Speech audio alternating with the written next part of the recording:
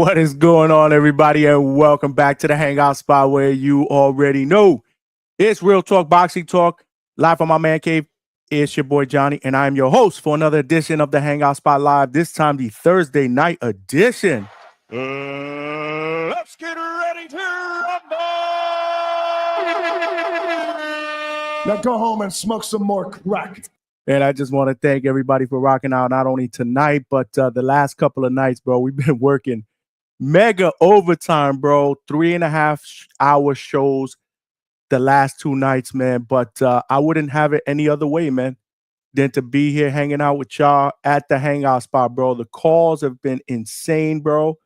We've had a plethora of guests dating back the last couple weeks. So I just want to thank everybody for rocking out the last few weeks. If you have not seen any of our interviews that we did last week or any of the shows that we did this week, make sure you go back after this episode to the Hangout spot on YouTube and check them out. Let's not forget, Sunday, we were boots to ground. The Hangout spot was making their debut in Atlanta, man. We were taking the Hangout spot to the road, man. We were actually at Granite City Boxing Gym in Atlanta, and we spent the day with WBO welterweight champion Brian Norman Jr., who's in preparation, obviously, for his second title defense, June 19th in Japan against top contender Jin Sasaki. He's actually in Japan today. They got there early this morning, Eastern Standard Time, and I touched base with the champ, and he's doing well, man.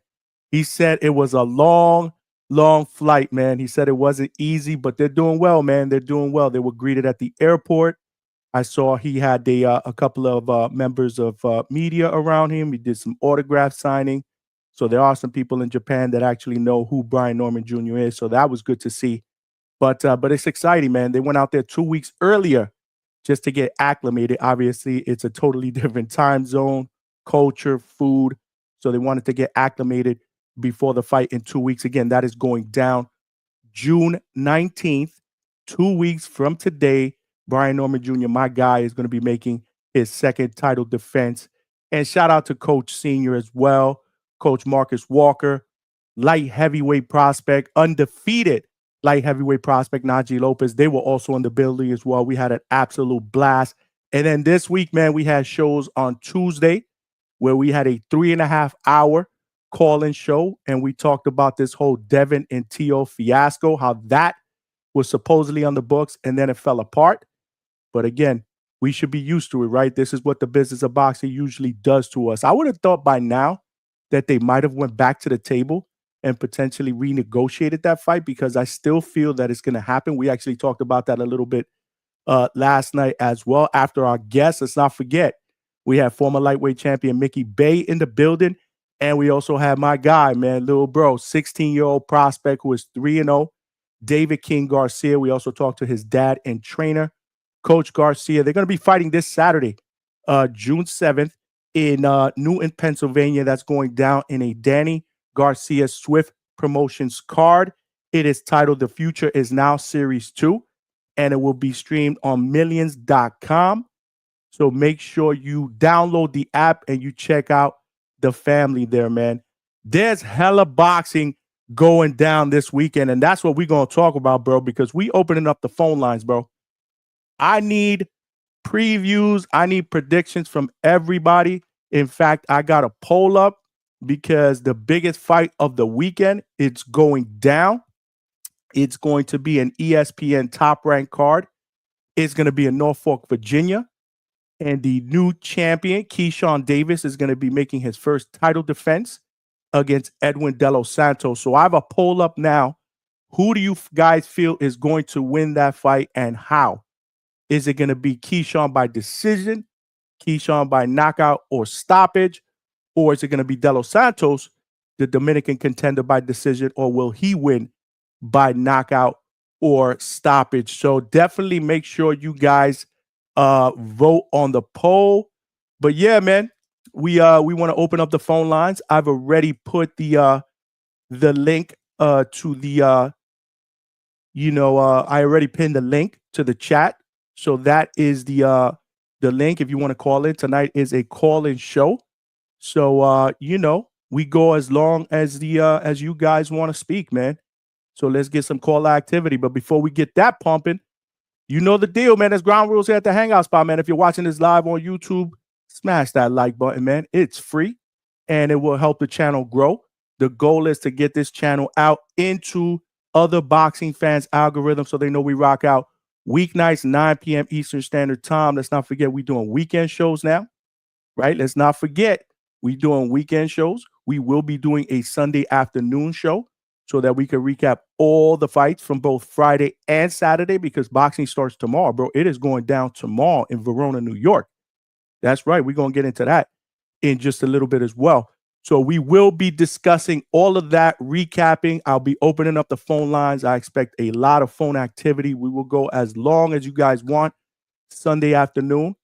So we're doing it up here, man. We're working overtime here at the Hangout spot. Not to mention, we still doing our work, boots to ground, bro. I will be in Caribbean Royale, Orlando on Saturday, working the Most Valuable Prospects 13 card, which is brought to us by Most Valuable Promotions. That's Jake Paul's Promotions, in conjunction with Family Box Lab Promotions. We also have a bunch of fighters from Undisputed Promotions that'll be fighting on that card as well. You guys know the deal, man. Shout out to Caribbean Royale, Box Lab Promotions, Undisputed Promotions, Most Valuable Promotions. They are all family. So your boy, the Hangout spot, will be boots to ground this Saturday, putting in that work for y'all, man. Can I get a amen?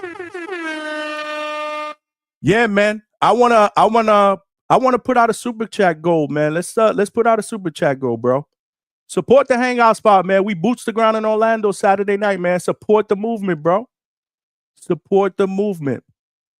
Let's hopefully we can get a little goal going on here. 10 or more super chats, $2 or more helps me reach my goal.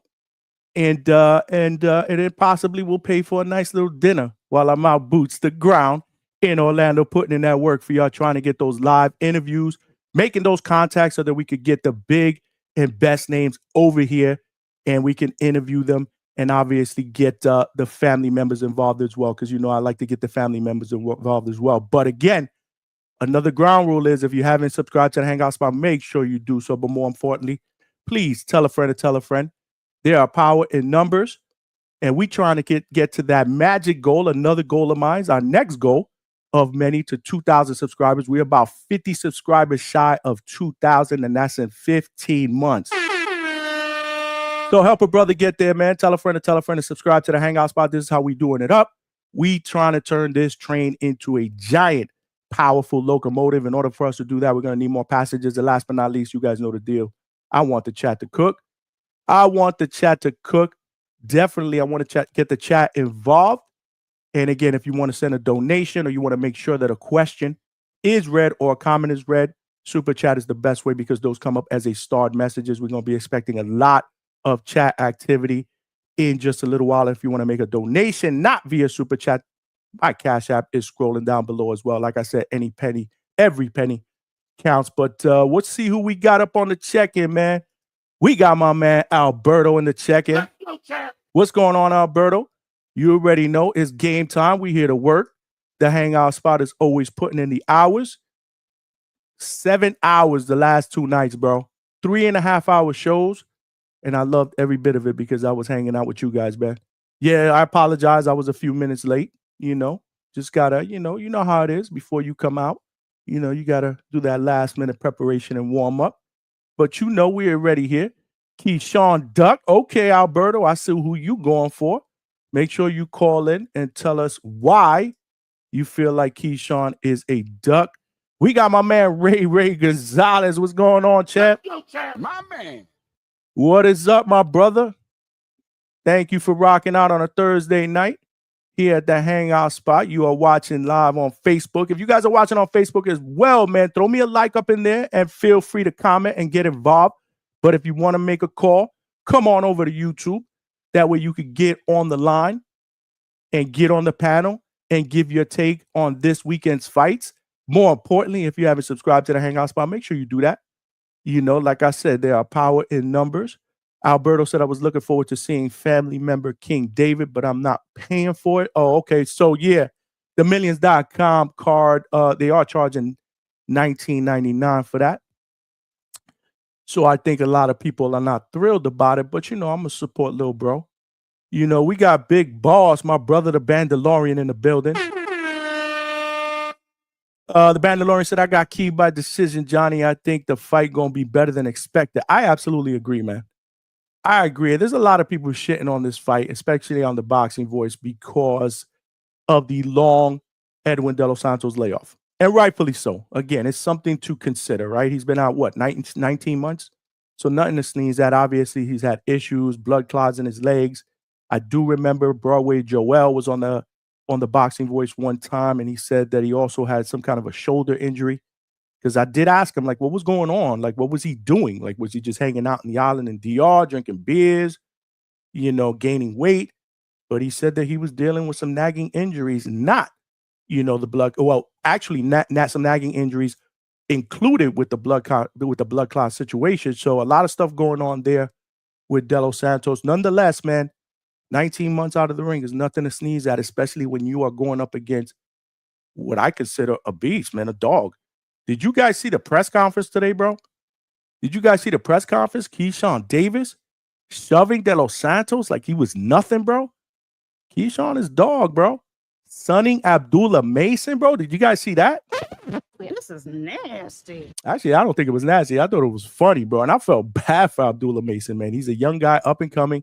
He was a big part of yesterday's conversation because we were talking about that Ring Magazine post with all these young up and coming fighters. And he was my pick, to be probably the best out of the bunch when it's all said and done. But let's not forget, he's a young man. He's a baby.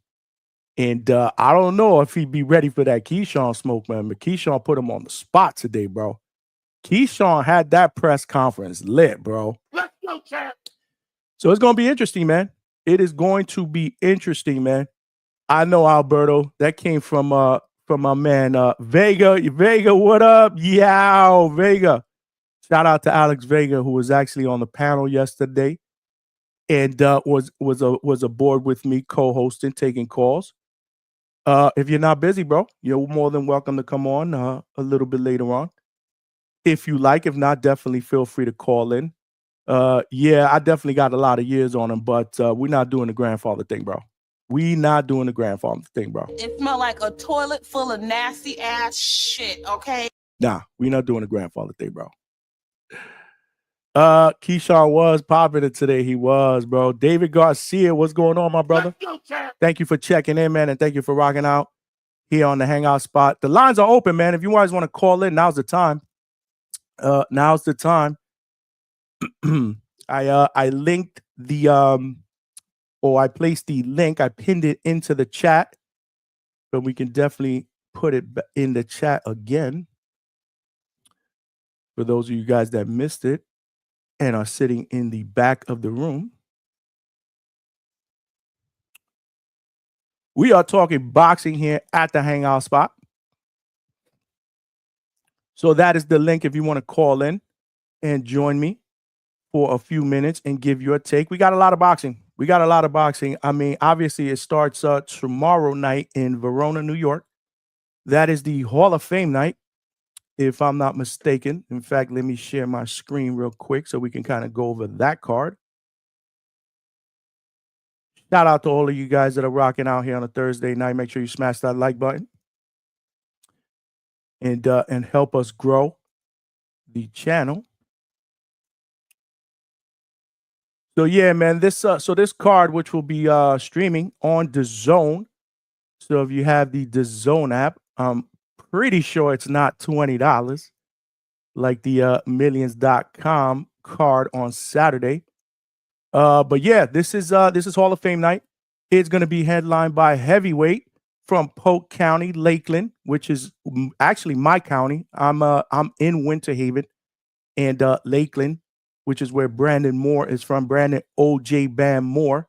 He's from Lakeland. He actually trains in Winter Haven Boxing, which is literally 15 minutes from my house. Shout out to Coach Marco Fazzini. They are family here. I've been to the gym a couple of times. I'm always welcome at the gym, and I've interviewed a couple of their young up-and-coming fighters. I haven't got a chance to interview my man B Moore yet, but yo, We was chopping it up in Kissimmee during the Pro Box card, man. Great dude. And he promised after this win, because he's promising a win, that he will pop up and hang out with us and give us a nice interview at the Hangout spot. Let's go, champ.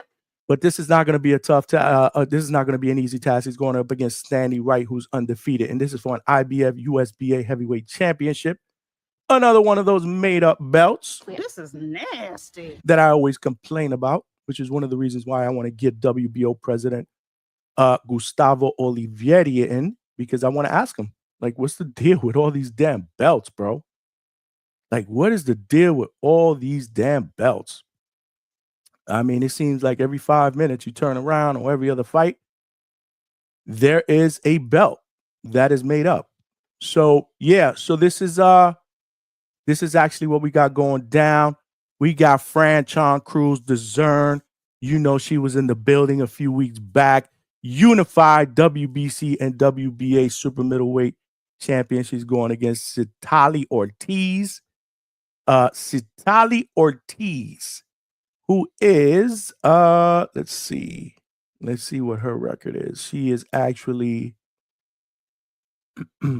she's actually 4-1 with 1 knockout. And Franchon is the unified middleweight champion. She's 9-2 with 2 knockouts. Just checking box rec. Give me 1 second. But we also got Joshua Pagan against James Bernardine. And then we got Joseph Hicks Jr., which I think is going to be a pretty good fight, man, for the IBF USBA junior middleweight champion against Wendy Toussaint. That is going down tomorrow night, June 6th, International Boxing Hall of Fame induction weekend.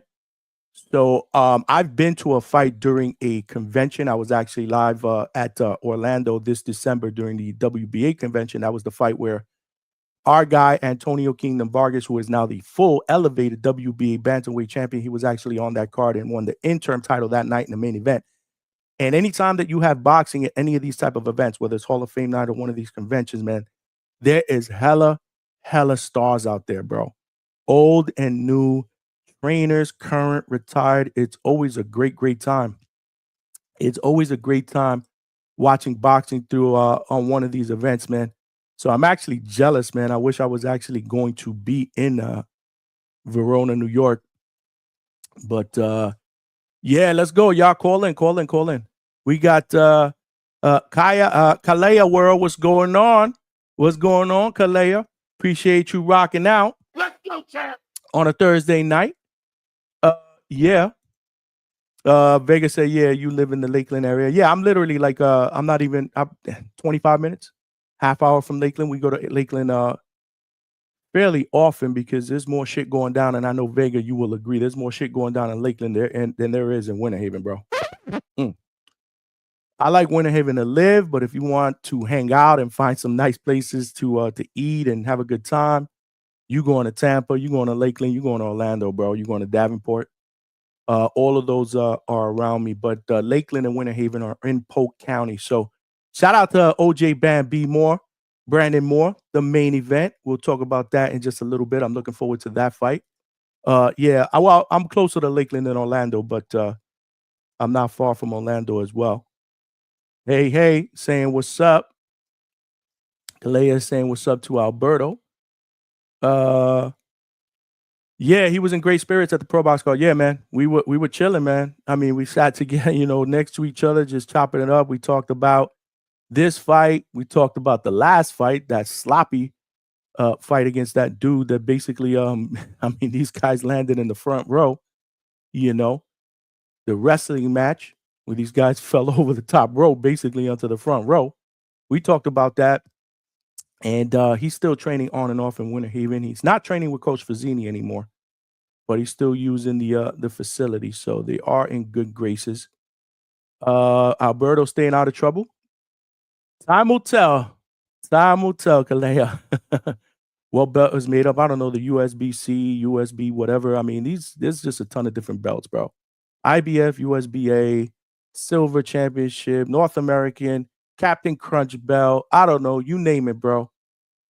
There's just so many different belts, man. So many different belts. But what's going on, Eddie Alvarez? Salute to you, my brother. Thanks for rocking out on a Thursday night here at the Hangout spot. Oh God, here we go. As long as Gabby doesn't start with me, we good. Be nice, Alberto. Hopefully we can check out Alexandre Lozada, Puerto Rican Olympian. Ashley Yan Lozada, you mean? Yes. Lakeland is very nice. Yeah, man. Why don't you start him up, bro? Alberto, be the first to call in, man. Be the first to call in. You know, sometimes these shows take a little bit longer to get popping, bro. We got my man X from Four Corners Boxing in the building. Y'all know what it is and who it is, right? You best believe it, man. Smash that like button. Help the channel grow. Help the channel get out into other boxing fans' algorithm. Trust me, it does work. We had a new caller yesterday. Shout out to Boxing Outcome. He said he was obviously going to be on live with us later on. I don't know if he's here yet, but hopefully he'll call in. But yeah, new caller. Good call. Very, very, very good call. And said that, you know, he saw the channel on YouTube, pop up on his on his page, and he gave it a shot, man. And he sent me a message today on one of the videos and said he enjoyed it and that he expects to be back, bro. So this is how we do, man. You know, smash that like button and spread the word, man. The more subscribers we get, you know, the more channel visibility we get. It gets out into the algorithm. More people find out about us. They tune in. They check me out. They're like, damn, this dude is actually pretty cool. And then they start rocking out with us, bro, because we starting to do more and more shows, man. This is what, the fourth show of the week? Yeah, if you count the Sunday show that we did in Atlanta at the gym, that was a live show. We did 2 hours at the gym. Then we did Tuesday, yesterday, and today. 4 shows this week, bro. And 2 of those shows, yesterday and the day before, 3.5 hours, bro. Shout out to the Hangout spot, bro. I'm sorry, man. I got to pat myself on the back, but I can't do it without you guys. So, you know, you guys deserve mostly all of the credit, to be honest with you, man, because there's no way on earth I'm going to sit here and talk for 3.5 hours, bro. There's just no way, man. I wouldn't be able to do it, bro. X, you already know. X, what you think about this weekend, bro? Call in, bro. If you free, call in. It's the multiple world title sport organization that seems to be the issue. Yeah, man. It's just way too much. Way too much, man. Yeah, Alberto TBV is still on, but we are cooking over here. Yeah, I guess he's still on over there, but yeah, I ain't tuning today. TBV trash tonight. Why it was going down tonight over there. I ain't even tune in, man. I got other shit that I was doing. Plus, I was preparing for today. Bunch of senseless arguing. Why? Who's on the panel? Who's on the panel? That's defending. Duck talk is crazy. Oh, okay. Johnny, what are your thoughts on Keyshawn not wanting to mix it up with the other champs? We'll get to that in a second, Alberto. Let's keep it cooking. Your Theo is there. Oh, okay. Yeah. There we go. All right. That being said, you've definitely been working this week, 3.5 hour shows like it's nothing. Bro, it's crazy, but I love it, man. I love it. You guys make it worth my while, man. But we'll take a break tomorrow, and then we are boots to ground on Saturday. That's why we put that super chat goal on, man. 10 super chats of $2 or more, bro. If you guys can help me get to that goal, I would greatly appreciate it. That will help your brother boots the ground with maybe a nice dinner and a drink after the fight. Because those fights be long, man, and I like to get there early, man. Because I like to see all the fights. You know, I like to network and get some footage of some of the younger fighters. You know, some of the fighters that are obviously not fighting on the main card on TV. So I like to spend some time with them, talk to their trainers. You know, get little clips for the channel. You know, obviously that I can share with you guys in the community. Yeah, I heard. Yeah, so. I like to get there early, man. I like to kind of soak it all in. If I'm going to work media for a fight card, I'm not getting in there, an hour and a half late. I mean, some media members do that or whatnot if you get a credential because basically you get in for free. But I like to just enjoy the entire show. It is a lot though. Some of these shows start super early, 5 o'clock, and I'm there till 12, 12:30, sometimes 1 o'clock in the morning. So what I did was I went and I learned because I usually come home beat, bro, because I'm not a spring chicken anymore. And if you've ever been to a fight with me, and Vega will probably tell you the same thing. Vega knows I was all the way down, on by the locker room area, hanging out there, working the pro box card at Kissimmee. Vega was on on the 200 level in that arena, and I was walking back and forth, man.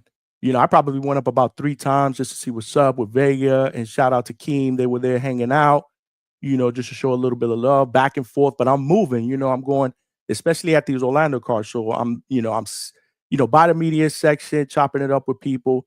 Then after a fight, I'm running back to the locker room area because I want to see if I can get some footage or get a quick interview post fight. Then I'm running back, to the media area to watch the next fight. It's a lot of moving. So I went and got a comfortable pair of sneakers, man. I went and got a pair of Hokas. Like I did some research, asked questions. People said that that the Hokas are dope when it comes to walking, running, and they were right, bro. I love my Hokas, but still, man, I was coming home like beat, man. My feet were like, throbbing. It's a lot. It's a lot, man. But it's work, man. And if you want the channel to grow and you're passionate about what you do, I'm passionate about this. I'm here for the long haul. I want to win. You know what I mean? You got to put the work in, bro. You got to put the work in. But we got Chad from Canada checking in. What's going on, Chad? Appreciate you. Appreciate you. Alberto said Mrs. Hangout Spot is also the real MVP for allowing you to share time with us. Absolutely. She dope. And sometimes I'm like, damn, because I work all day, and she works from home as well. So, we do see each other, but that's why when it's time to kind of just get away from it, like on a Friday, or if there's not any boxing going on the weekends, like me and the wife are just chilling. We hanging out, that quality time. I got to show wifey some love as well. Wifey was the one that pushed me to start this channel. So she's very, very supportive of all the work, but we can't neglect her either. So shout out to Mrs. Hangout Spot, who is always watching as well. So I'm sure she heard that, Alberto. So shout out to you. And yeah, man, Canada is up in the building. Canada is up in the building, bro. Except for me and your DMs, Johnny. Nah, bro. Let's go, Chad. You my guy, man. Shout out to Chad. Is always giving me some great advice, great feedback. I enjoy the feedback, guys. If you guys ever have any feedback or anything that you feel, ideas, anything you feel I could do better, feel free to shoot me a DM on Instagram, bro. The only way to get better is to accept feedback. So we all about getting better because, like I said, it's not a matter of if. We will win here at the Hangout Spot, bro. We prospect, but we will win a championship. Mark my words. The champ is here. The champ is here. The champ is here. We going to win, bro. We're gonna grow, and we're gonna do it the right way. Alberto said, I think Chad called into TBV earlier. Great call if it was you. Yeah, Chad calls in every day. Chad is a regular caller. And and we going for undisputed, bro. That's right, bro. We are going for undisputed. We going for all the podcasting straps, bro. We coming, bro. Again, it's only been 15 months. It's gonna be exciting to see the growth of the Hangout Spot another year or two, bro. Mark my words. And trust me, you guys are along for the ride. You guys are family, bro. As I grow, we grow, bro. Best believe that. Best believe that. But yeah, Chad's calls are always dope, man. Chad's calls are always dope. They're knowledgeable. He's even keel. He brings good points. He's not biased. He's honest. I love it. I love his calls. I love his calls. If he wasn't working, I'd have him, come and co-host with me. But usually Chad, as you guys know, he's usually calling from work. So shout out to him for not only, listening while he's at work. That's the easy part. But, man, he's contributing. He's contributing with some good dialogue and the growth of the channel. So, Chad, shout out to you, man. But that's up tomorrow night. But then Saturday, we got a plethora of fights, bro. We talked a little bit about that Danny Garcia Swift promotion card yesterday, obviously, but we also have a Pro Box card as well. And shout out to Pro Box because they family here. They family here. And let's not forget we interviewed our flyweight prospect Amanda Sendejo. We interviewed her. Remember, 1-0, made her pro debut in February, won in San Antonio in front of her hometown crowd. She'll be back this Saturday. There's another Pro Box card in San Antonio, Texas. That is going down. And she will be on the card going for her second pro win. The main event in that card, let me check, is Michael Angeletti, who is an undefeated bantamweight. He's 13-0 in 8 knockouts. I believe he's trained by Bomac, if I'm not mistaken. But on that card, matter of fact, let me share up here so that I can keep you guys looped in. Let's share the screen here.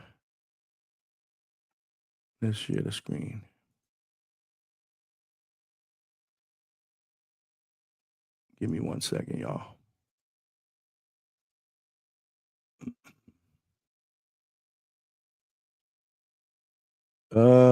Here we go. Hopefully you guys can see this. Can you guys see this screen?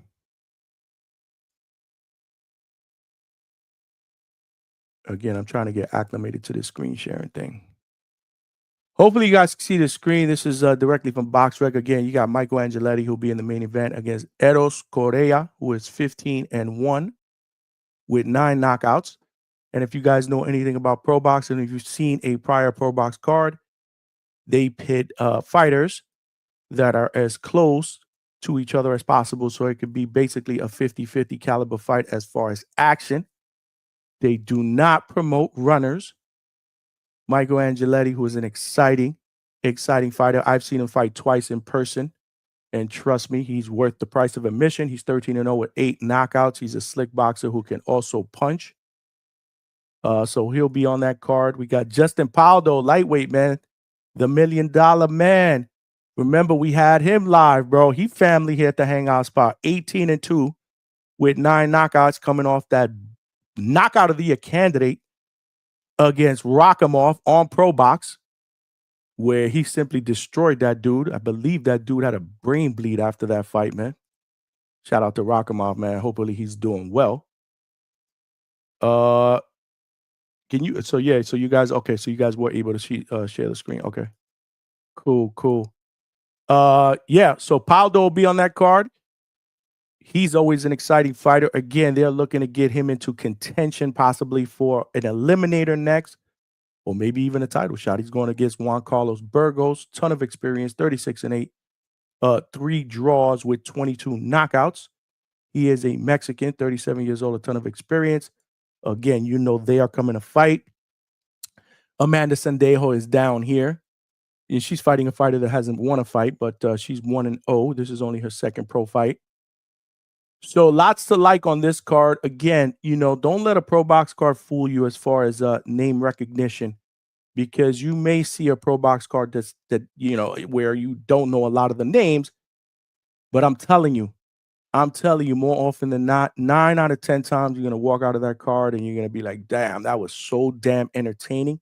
And there's at least going to be about 3 or 4 fighters you're like, I never seen him before, but I will be following him now because he showed me some and he was exciting. So that's Pro Box. And then let's not forget, we got the big one, man. ESPN Top Rank is putting it together from Norfolk, Virginia, the home of the businessman, Keyshawn Davis. He's going up against Edwin De Los Santos in the main event. This is the first defense of his WBO lightweight title, which he won in his last fight against Dennis Baranchek in impressive fashion.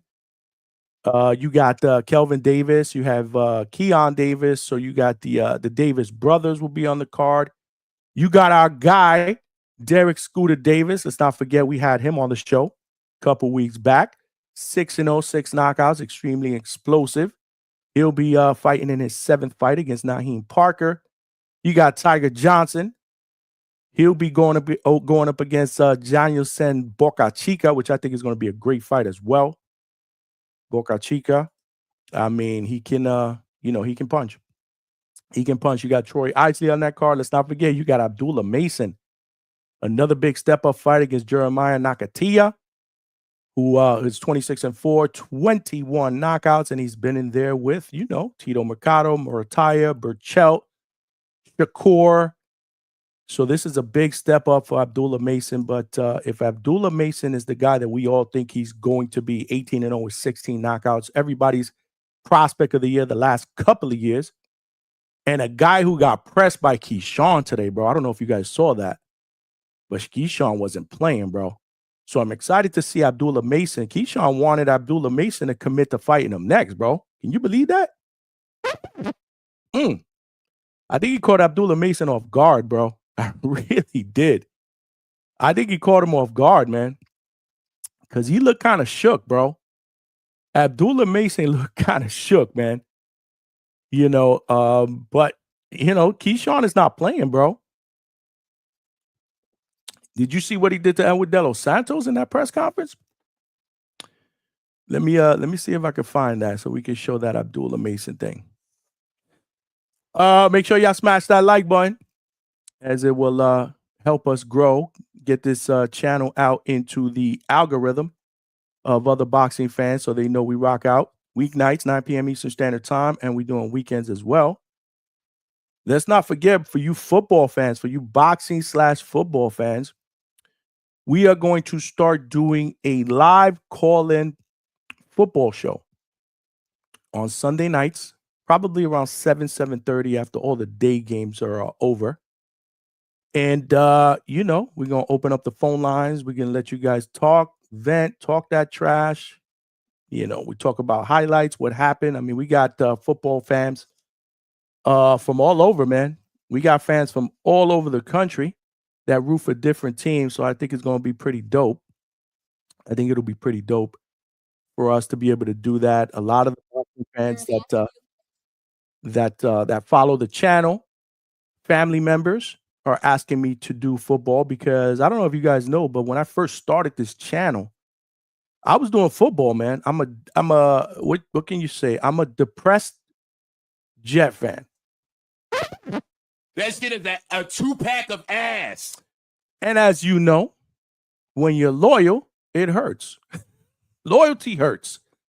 Loyalty hurts, especially when you are, you give your heart and soul to these football teams and then they go out there and they shit the bed every year. I mean, the Jets haven't made the playoffs in over 13 seasons. I mean, it's crazy how every year I'm watching the playoffs wishing that my team was in there. Let's not mention the Super Bowl. I've been alive for as long as I've been alive, y'all know, and I've never seen the Jets in the Super Bowl. So again, this is pure misery. So I started this channel and I found myself doing venting videos a lot. Then I started doing preview and prediction videos and picks.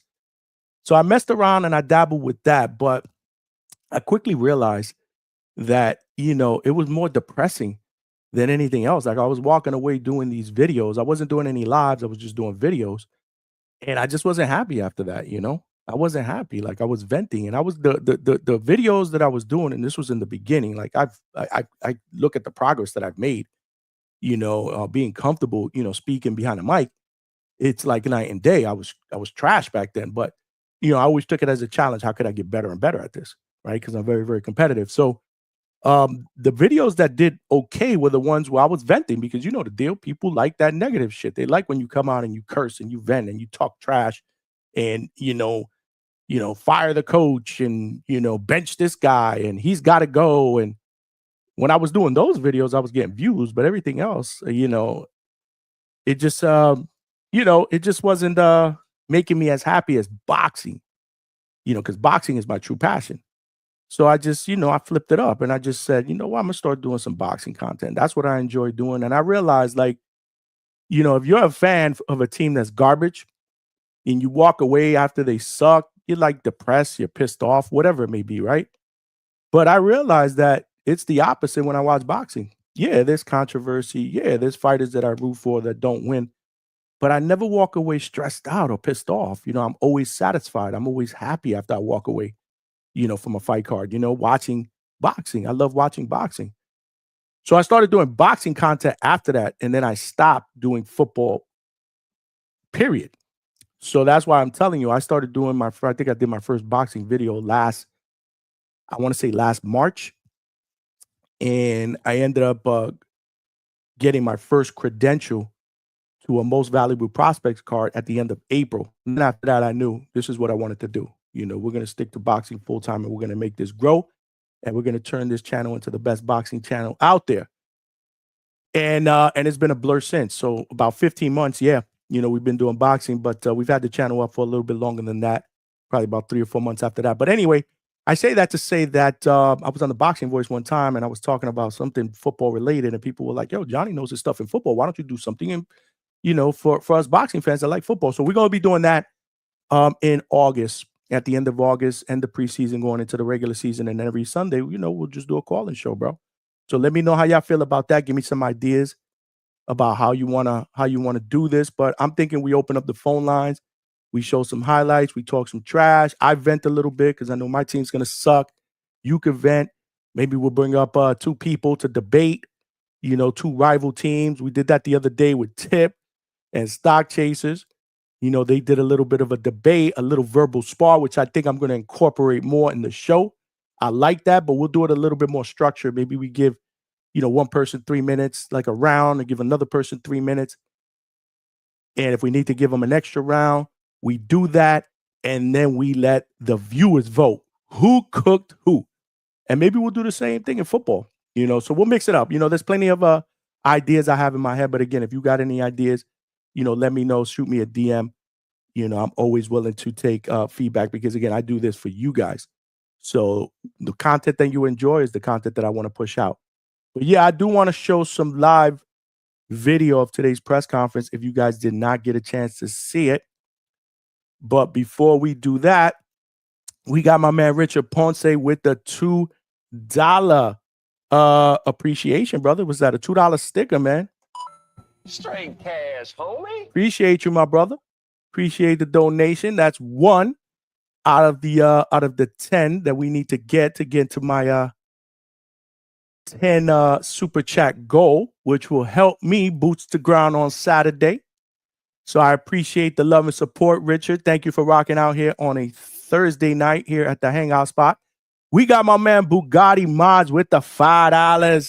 Cash moves everything around me. Free, get the money. Dollar bill, yo. Bugatti says he's about to go see that ballerina John Wick joint, but I had to check in the show to support my brother. Appreciate you. Let's go, champ. Appreciate that. And I know that you asked that question. Vega, if you're in here, Vega, Bugatti asked the question earlier I didn't have the answer to. How does he get tickets to Border Wars? How does he get tickets to Border Wars? If Vega is watching, because I know he was on, shoot a link up in there so that I can share with anybody who wants to get tickets to see Border Wars live. Let's not forget, the Boxing Voice is hosting Border Wars 16. That is going down August 2nd, Saturday, August 2nd in Wisconsin. Main event will be Tip Bayless against Lobo. Alex Vega is also fighting on that card as well. He was supposed to be fighting Big Bay 2K, but I don't think that fight's going down. We had Alex Vega on the panel yesterday, and I believe he is going to make a detour. And he's going to fight Anthony Forbes. So Alex Vega will be on that card as well. But Alex Vega got all that information for you, Bugatti. So I'm going to get that today, and I will shoot it out to you. But, man, I appreciate the love, support, and enjoy the movie, bro. Let me know. Shoot me a DM. Let me know how it is, bro. It looks action-packed. I'm a big fan of the John Wick franchise. So if this shit is dope, maybe I'll check it out, man. Me and the wifey love going to movies. It's just that there's not been a lot of shit that we really want to go see, you know, in the past couple years, man. You know, the last movie that we went to see was Sinners, and it was pretty good. I wouldn't say it was great, like other people said it was. I thought it was good. I thought it was good. I didn't think it was great. I thought it was good. It's one of those movies where I think if I see it again, I'll probably have a little bit more of a greater appreciation for it. You ever get those movies that you watch the first time, you're like, all right, it was cool. But then when you see it again, you're like, man, I missed this part. Oh, shit. Oh, wow, I didn't get that part. Now I get it. And you kind of feel a different way about it. So I am going to watch it again. But I thought it was good. I thought it was entertaining. But before that, I don't remember the last movie that we saw. And we used to go to the movies all the time. Like, I'm a movie guy because let me tell you something. There's one thing I love. I don't know if you guys know that. I've probably said that on prior shows. I love movie theater popcorn. I can't get enough of movie theater popcorn. Let's go, champ. There's popcorn that you buy in the supermarket. There's popcorn that you buy at Disney Springs. There's popcorn you buy at Universal Studios. I've had it all. But nothing is like movie theater popcorn. Let me know if y'all feel the same way, bro. So we love to go to the movies because I like going to the movies. I'm not really a big movie person at home because I fall asleep at home. You know, I'd rather be in the movies. Go out here in Florida. They got bars in the movie theater. So we get there a little bit early. I have a couple of beers. I cool out. And then we watch a movie. We get some popcorn and whatnot. So we used to love going to movies. We go all the time. Plus my daughter, when she was growing up, I used to take her to the movies all the time. She loves scary movies. So did I, or so do I. But they don't make scary movies the way they used to. That's for another day. But yeah, there hasn't really been a lot of movies out there that's worth going to see. I'm trying to think. The last movie that I saw, and it was probably because my little cousin was in it, was Twisters. Yeah, Twisters was probably the last movie before Sinners that I saw, and that was my little cousin. My little cousin is Anthony Ramos, by the way, who was also the star of the last Transformer movies. He was in Twisters. He's doing a lot of big things, man. So shout out to my cousin. We got Old School Boxing with the $2 super chat. Straight cash, homie. Let's go to Hangout Spot. I appreciate you, brother. Appreciate the love and support and the donation. That is super chat number 3 and a goal of 10. Now we got super chat number 4 with my man Chad with the $2. Check the rules and formats for scholastic debate. Okay. I got you. I got you for sure. Absolutely, I got you. Because Chad was giving me some feedback and the debate thing was pretty good. And I was reading some of the chat as they were going back and forth. And most of the people in the chat were enjoying the back and forth. It's got to be a little bit more structured though, because you can't have people talking over each other. But as soon as I asked the chat, like, who cooked who, should I put a poll in there? You know, the chat was like, put a poll up in there, and yeah, people voted, and they voted that Stock Chasers cooked Tip, bro. He cooked Tip in that debate. You know, Tip Bayless like to come out here and talk that shit. Most of it people don't agree with. But shout out to Tip. Hopefully he'll jump on a little bit later on. Yeah, man. Movie theater popcorn. That is my I can't get enough of it, bro. I'm trying to pull up. I got you. We got you. We're gonna get that information for you, Bugatti, for sure.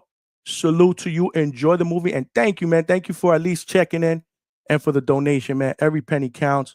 Thank all of you guys for the super chat so far.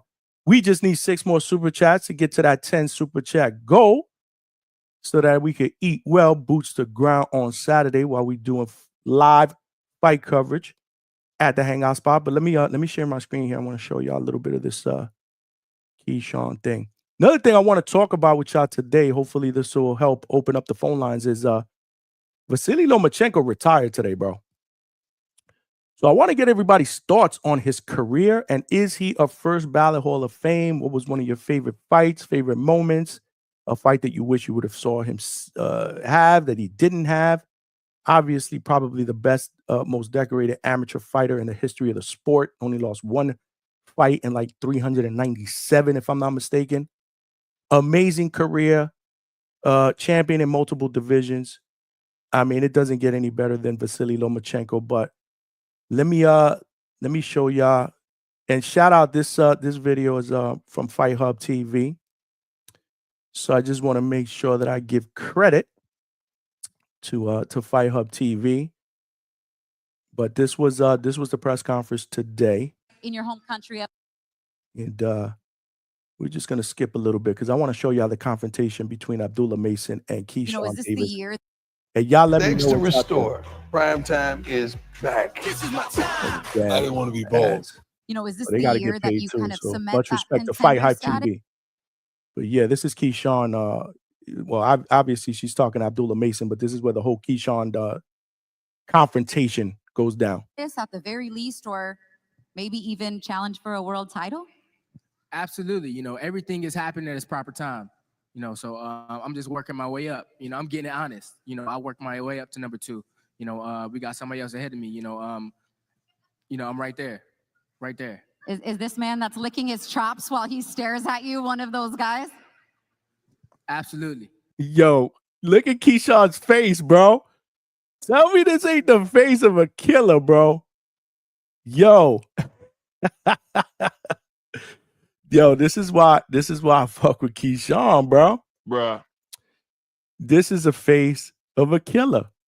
Look at Abdullah's face, though. I mean, didn't he look like a kid that just finished playing a video game, bro? Just finished playing Fortnite, bro. I mean, look at this, bro. But let's see the rest. So what you want to do? Oh, I'm working my way up. I'm right here. So after you beat him, what you want to do? he said,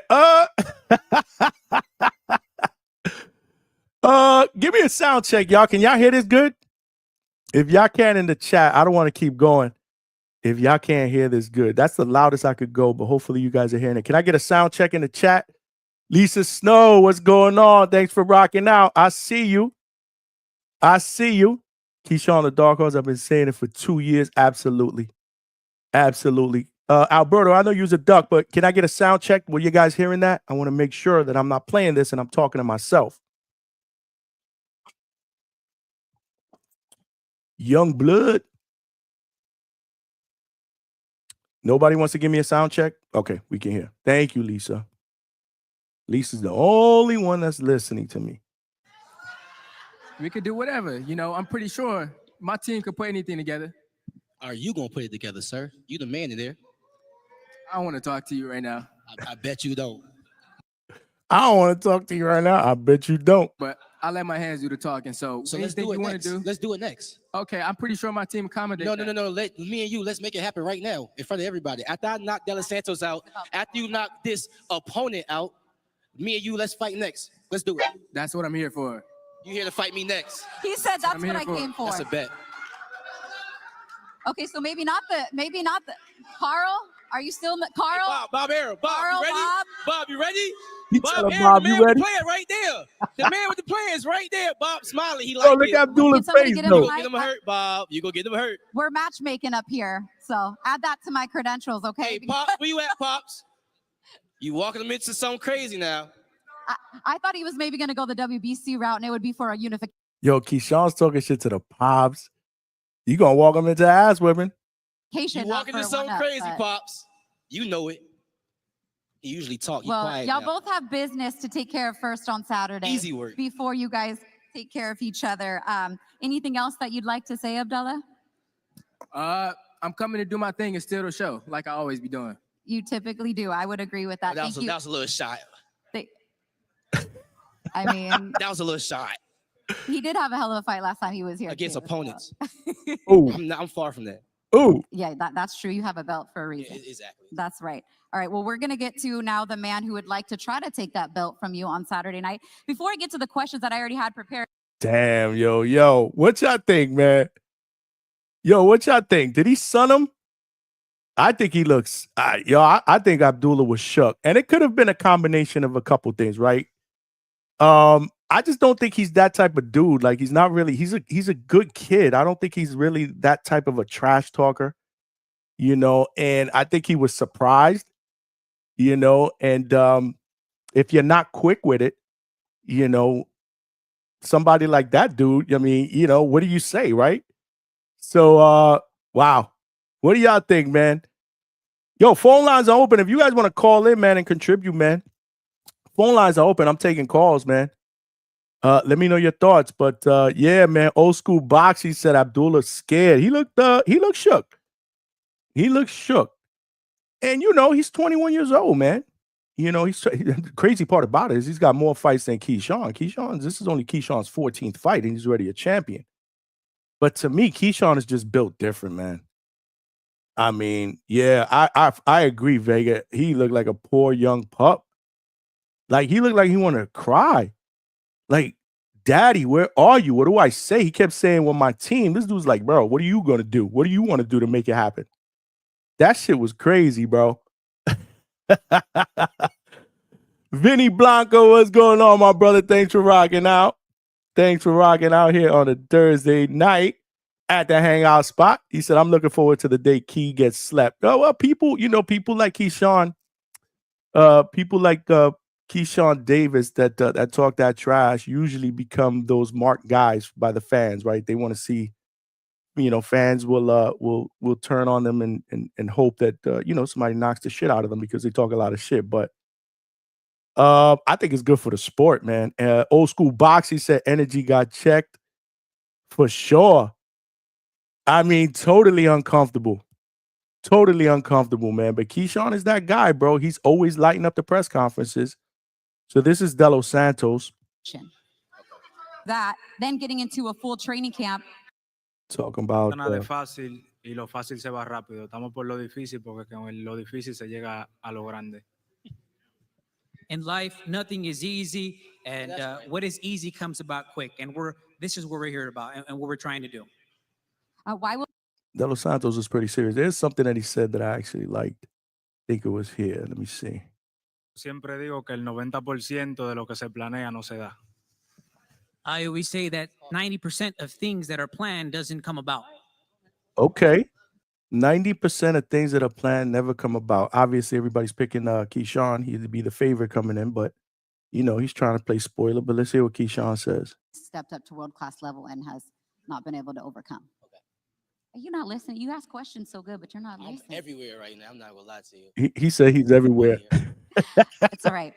Let me ask you, Edwin, before I let you go, considering all that you've been through, your health scare, your family, to your fans, what would it mean for them to hear and the new Saturday night? Why would you ask him that? Why would you did you hear Keyshawn in the background say, Keyshawn said, why would you ask him that? Es algo que se va a escuchar, no es que cómo se escucharía, se va a escuchar en The New y para mí va a ser algo muy grande, para mí, mi República Dominicana y todos los latinos.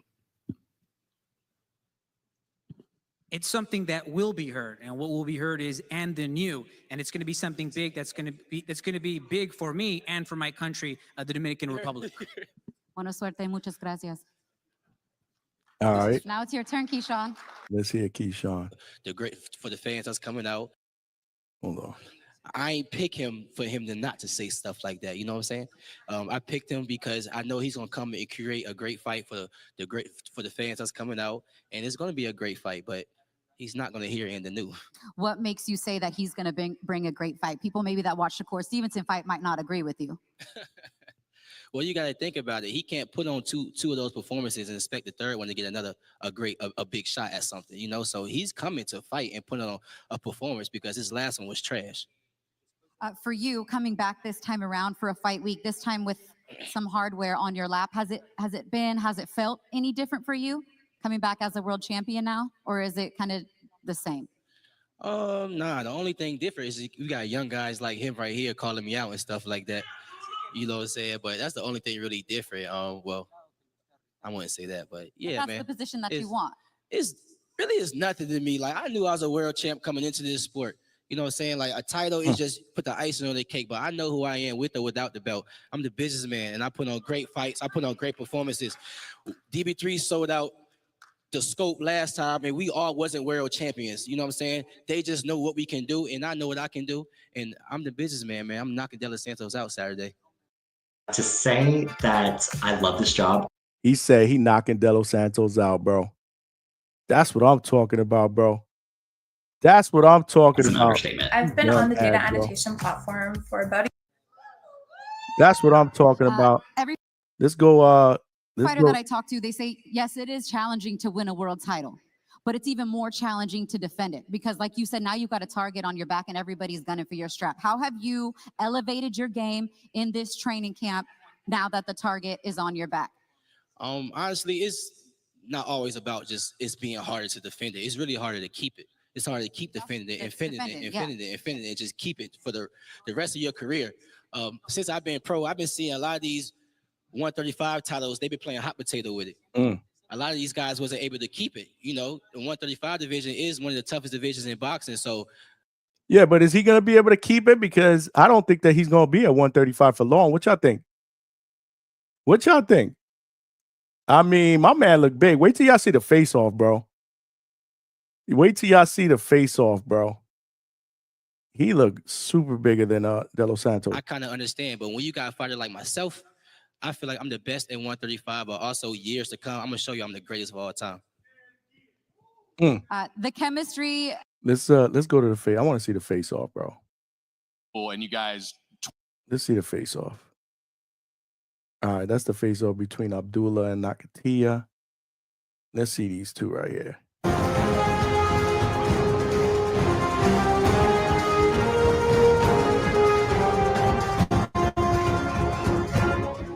That was a little loud. Let me move that.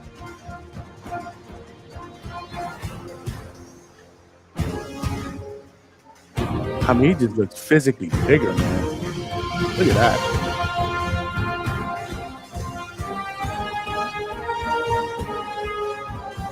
Look at this. All business, bro.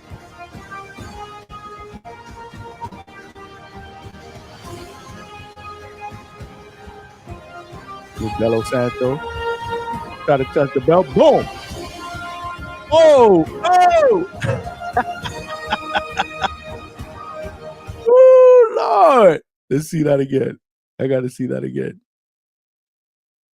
Keyshawn wasn't playing. That wasn't no normal shove, bro. He's trying to knock homeboy's hand off.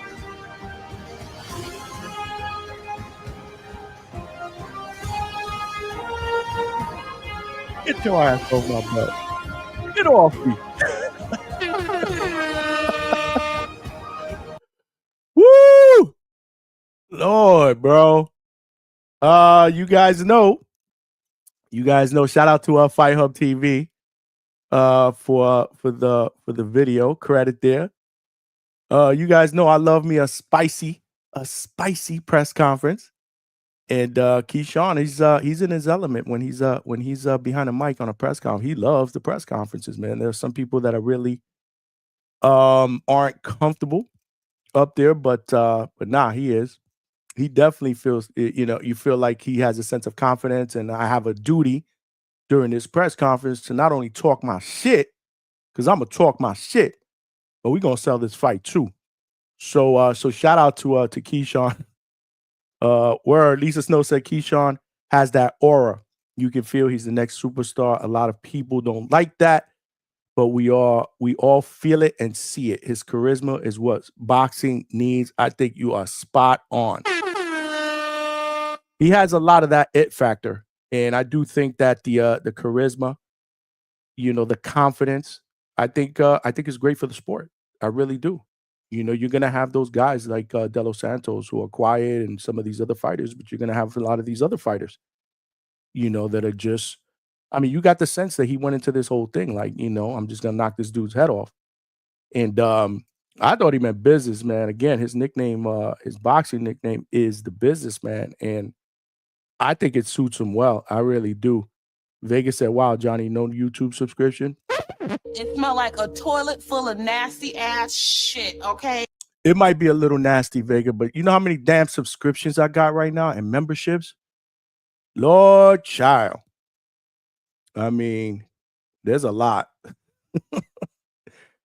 There's a lot, bro. So, yeah, but you're right. If I'm going to start playing these videos on the regular, I may have to invest in a YouTube membership. But, we start getting more super chats. We start taking care of business, bro. We start putting money aside for that. My man's looks 160 up there. Yeah, man. Yo, he looks super big. This is lightweight, bro. 135. There's no way on earth he stays at, in my opinion, at lightweight past the year 2025. I think in 2026, maybe even before that, man, he moves up to 140. Let me know what y'all think. Keyshawn looked like he's going to rehydrate to 155. Absolutely. I totally agree with that. Vega. He said weak ass push. Man, I didn't think that was weak at all. Goldmember, you thought that was weak? First of all, did you see the hand swipe? Like that just wasn't no, get your hand off my belt. He was literally trying to knock De Los Santos's wrist right off his arm, bro. Get your damn hand off my belt. What, you crazy or something? And then he pushed him and was like, back up, bro. Yo, Keyshawn had me, when I saw that live, I was like, okay. A fight that I was looking forward to just got that much more interesting for me. Let's go, champ. Facts. Real talk facts. Alberto said even he got YouTube Premium. Yeah. Well, you know, don't share that with everybody, Alberto. I'm new to this game. Cut me some slack. We got my man Attorney Bailey in the building with the $2 super chat. Straight cash, homie. Focus on Lion in the house, not down the street. So I guess you're talking about Keyshawn and Abdullah. Yeah, man. I mean, but you know, Keyshawn is that type of dude, man. Like, he's always thinking to the next fight. He always feels like the current fighter that he's fighting, he's gonna walk right through. And he said it. He didn't pull no punches. I'm coming to knock this dude out. When I knock this dude out and you take care of business, are we fighting next? So yeah, I mean, he's just that type of fighter. I agree with you. I don't think he's not focused on De Los Santos. I just think that's just who he is. But yeah, man, AB, I appreciate you, brother. I appreciate you and always looking out for the channel, looking out for me and the donations. You are my guy. Appreciate you.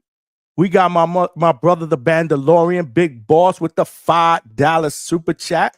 Cash moves everything around me. Free, get the money. Dollar bill, yo. He said, I'm going to miss the event Saturday, Johnny. I was just going to ask you if you were coming through. Too tired, man.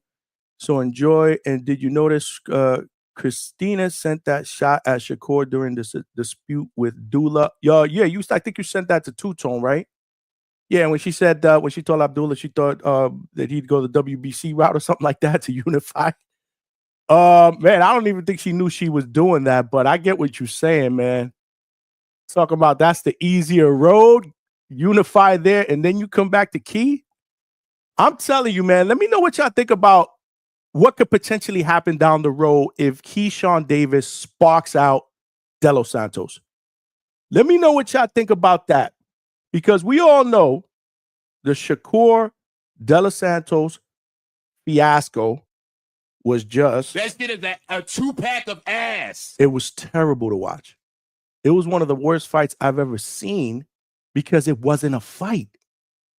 I mean, didn't they break a record at that point for least amount of punches thrown in a championship fight? I forget what it was, man, but it was just nasty work. Shout out to you, Bandalorian. Appreciate the donation. We are just 4 super chats shy of my 10 super chat goal, man. Appreciate you guys so far. But yeah, man. What happens if what Keyshawn, what Shakur couldn't do, because obviously Shakur won a decision, but basically he ran the entire fight. What happens if Keyshawn, the Call of Duty brother, the 2 guys that claim they'll never fight because, you know, they family, they Call of Duty brothers, you know, they play Warzone, they camp in the same camp zone, you know the deal with Warzone. What happens if he sparks out De Los Santos inside 6 and Twitter goes crazy on Shakur? What happens then? I really need to hear y'all thoughts on that because you know these dudes be mad sensitive on Twitter.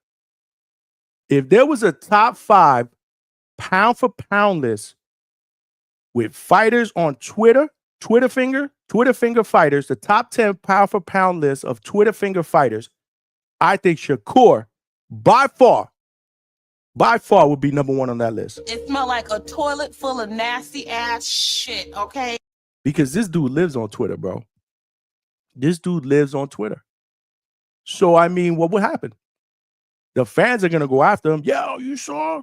You couldn't knock out De Los Santos. Keyshawn knocked him out. Does that spark some feelings? And then all of a sudden, maybe something said on Twitter that Keyshawn might take the wrong way, or maybe something Keyshawn says on Twitter about his performance. Maybe Shakur takes it the wrong way. And then all of a sudden that sparks something where maybe they could potentially fight. That shit'll be crazy. I think it's possible. Like I said, these dudes are young, you know, and feelings get hurt in this sport, especially when it's done on social media. So I'd be very, very interested to see what happens if Keyshawn Davis has a spectacular performance against a dude that Shakur basically ran from, bro. How do you go back to playing Call of Duty, bro, when you guys are talking about performances? Am I right or am I wrong? Like, tell me if I'm right or tell me if I'm wrong. Smash that like button, by the way, if you guys haven't done that.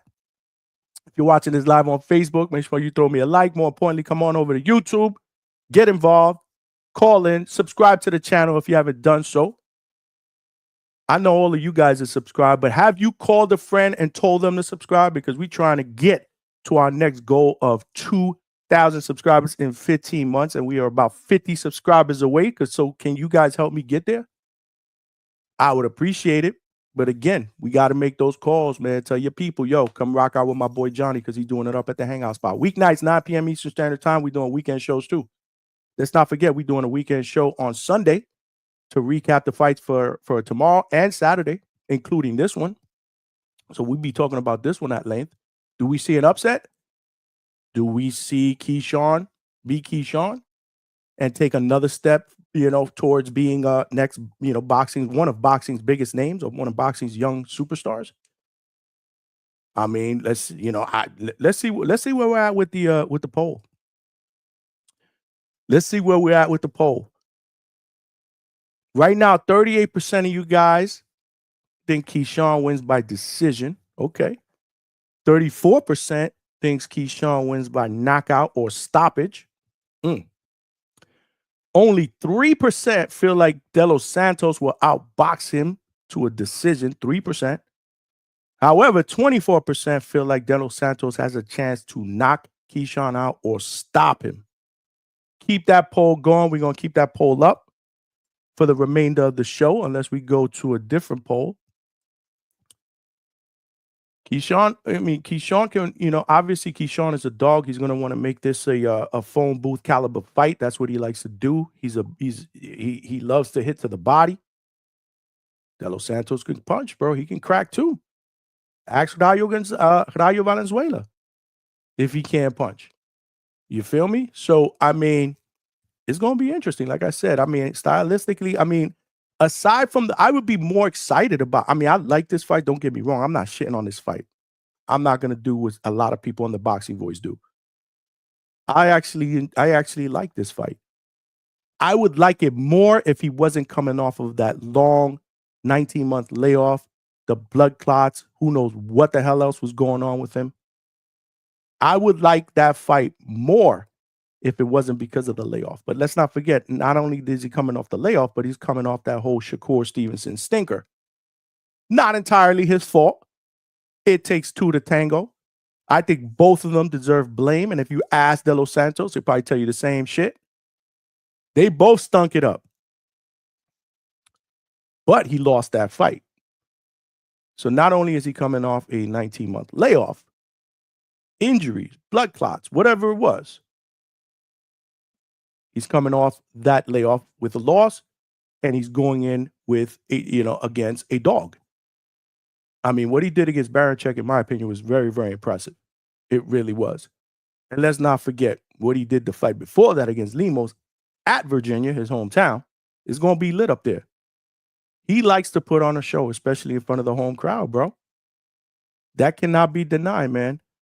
So what y'all think, man? The phone lines are open, man. I'm taking calls. If y'all want to call in, jump on in. I will, let me put the link again. I actually pin the link to the chat. So if you guys want to call in, and I will put it in the chat one more time. Alberto said the link doesn't work. How does the link not work?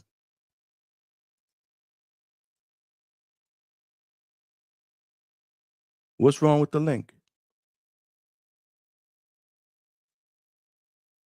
How about this one? I'll put this one in there.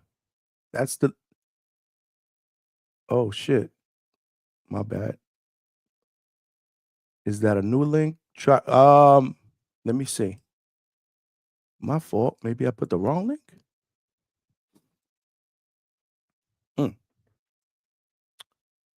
All right. So we got to figure this out here. Because if that link doesn't work, the first one I put out, then we got to put a better link out there. We'll figure this out in a second. But let's go out to Chad in Canada. Before you get started, Chad, which link did you use that worked? I tried it about 5 minutes ago and it was pinned. So it was the one that was pinned to the chat? Yeah. Because Alberto's telling me that one of them didn't work. Yeah, the one that was pinned wasn't working. So which one did you use now? Did you use the last one I just put in the chat? Just now, I used the one that you just put into the chat. Yes. Oh shit. All right. So let me fix that. Hold on. No problem, man. Don't rush. Don't go nowhere. Let's fix that. Let's take that one out. And we're gonna pin this one. All right. My bad, y'all. I did not know. How many of you guys were trying to call in before and couldn't get through these links? And nobody told me anything. Well, we were trying to, I'm at work, right? So I can't be in the chat like that. So we were trying to reach out in the chat, but you were kind of like, you were on a roll, right? My bad. You were kind of, no, man, don't worry about it. So I just put the right, so I just pinned the right link now on the top of the chat. So disregard that other one. The one that's pinned to the chat is the one that you could use. But what's up, man? Let's get it popping, Chad. What's up, buddy?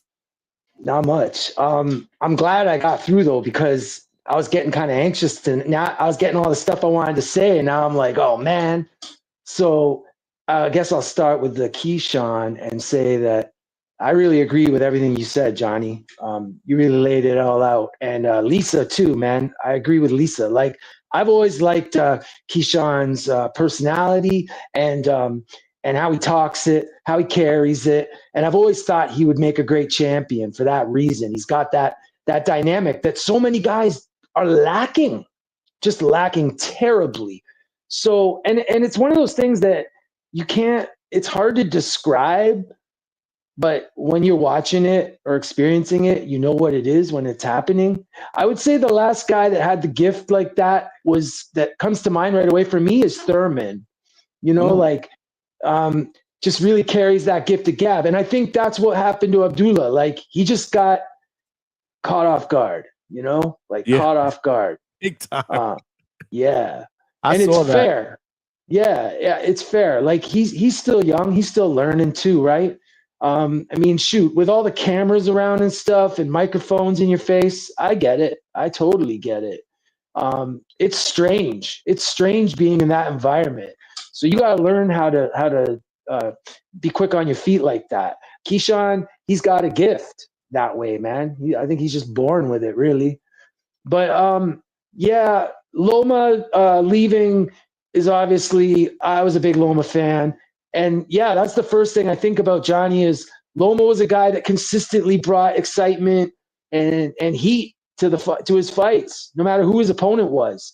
And so a lot of the guys at 35 now are hit and miss that way, like hot and cold, right? So that's one thing I like about Keyshawn. I feel like Keyshawn, so like really, if you think about it, he's bringing that. He's bringing that, and he's bringing the mouth part that Loma didn't have. Like Loma with the language, he could speak English and stuff, but he don't have the gift of gab the way Keyshawn does with the English market. I mean, I really feel like Keyshawn's the package, and I don't understand why everyone is hating on him. What is he at? 14 or 15 fights? And people are crapping on him already. Like, just chill, man. He's doing great, and I think he's going to continue to do great things. How long he stays at 35, though, I agree, Johnny. Like, probably not that long. That's the only thing, right? But I think he's great. I'm assuming he'll win his fight on the weekend, and I think that card's looking real good. I'm a big Isley fan too. I like Isley. I like Abdullah. But you were saying about if he knocks out De Los Santos and just the whole ripple to Shakur and Shakur's fans. Well, I would say too, like, because Mason's fighting Nakatia, like that Shakur Nakatia fight was ass, total ass. And I mean, Shakur just like stayed away the whole fight. It was terrible. I mean, even Tim Bradley that night was criticizing Shakur. Like, it was awful. So if it's not just De Los Santos, if Mason really dummies Nakatia, that's a bad night for Shakur all around, man. You know, like, yeah, he'll be taking a big hit on Twitter for sure. For sure. I think so, man. But just quickly, I'm sorry I'm not being very conversational, Johnny. This is the problem when I'm calling from work. I feel like I got to cram everything in real quick. But I want to say about Loma, because you had asked, like, what's people's thoughts on Loma? And so I got a lot to say about Loma. But in particular, I want to say that record of his amateur record, 396 wins, 1 loss. And he avenged that loss, by the way. I think maybe even twice, possibly. I mean, that record it's hard to fathom how he could only lose one time with that many fights. It's just, if you understand 3-rounders and how amateurs work and tournaments, I mean, it's crazy. But more than the wins, I would say what's really mind-boggling about Loma's amateur record, when you think about it, when you do the hard math of that many fights, okay? So if you take, even with his age, even with his late start in the pros, if you were to take the entire amount of years he was an amateur, the amount of years that he got those fights in, okay? And I'm not sure off the top of my head what that is. Probably, I mean, he was fighting his whole life, right? Like, I'm guessing it's a long amount of years, say like 10 to 15 or something. It doesn't matter what the math is, Johnny. Let's say 15 years, make it real long. And you do the math, the consistency of the fights, the frequency, the work rate is what's really, really, truly mind-boggling about it. Now, most of those fights are coming from tournaments where in a single weekend, you're getting 3 to 5 fights, say, you know, in a single week. So they don't come like one at a time necessarily, so to speak. But regardless, however you do the math, he was constantly going non-stop. If you were to break those fights down into the years equally, it'd probably be like twice a month or something like that, which I'm telling you right now, for the best amateurs, no one's fighting that frequently, man.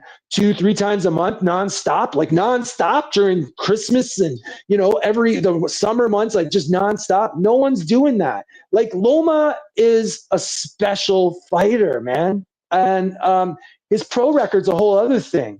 But I mean, what he did in the pros is maybe more debatable. But as an amateur, the mark he leaves on boxing, on our sport, is incredible. And I just hope people realize that and realize how lucky they were to be here at the same time as him. You know, like, we got to see it. Yeah, that's kind of my thought about Loma, really, more than anything else. But yeah, Johnny, there was something else I wanted to say, man. Oh, yeah, just quickly, I guess now, because I've talked your ear off. But the bantamweight fight this weekend, bro. Nishida and Junto, right? And yeah. I forgot about that. Yeah. Well, I didn't forget about it. I just didn't talk. I haven't talked about it yet. Well, I mean, there's so many fights. It's crazy.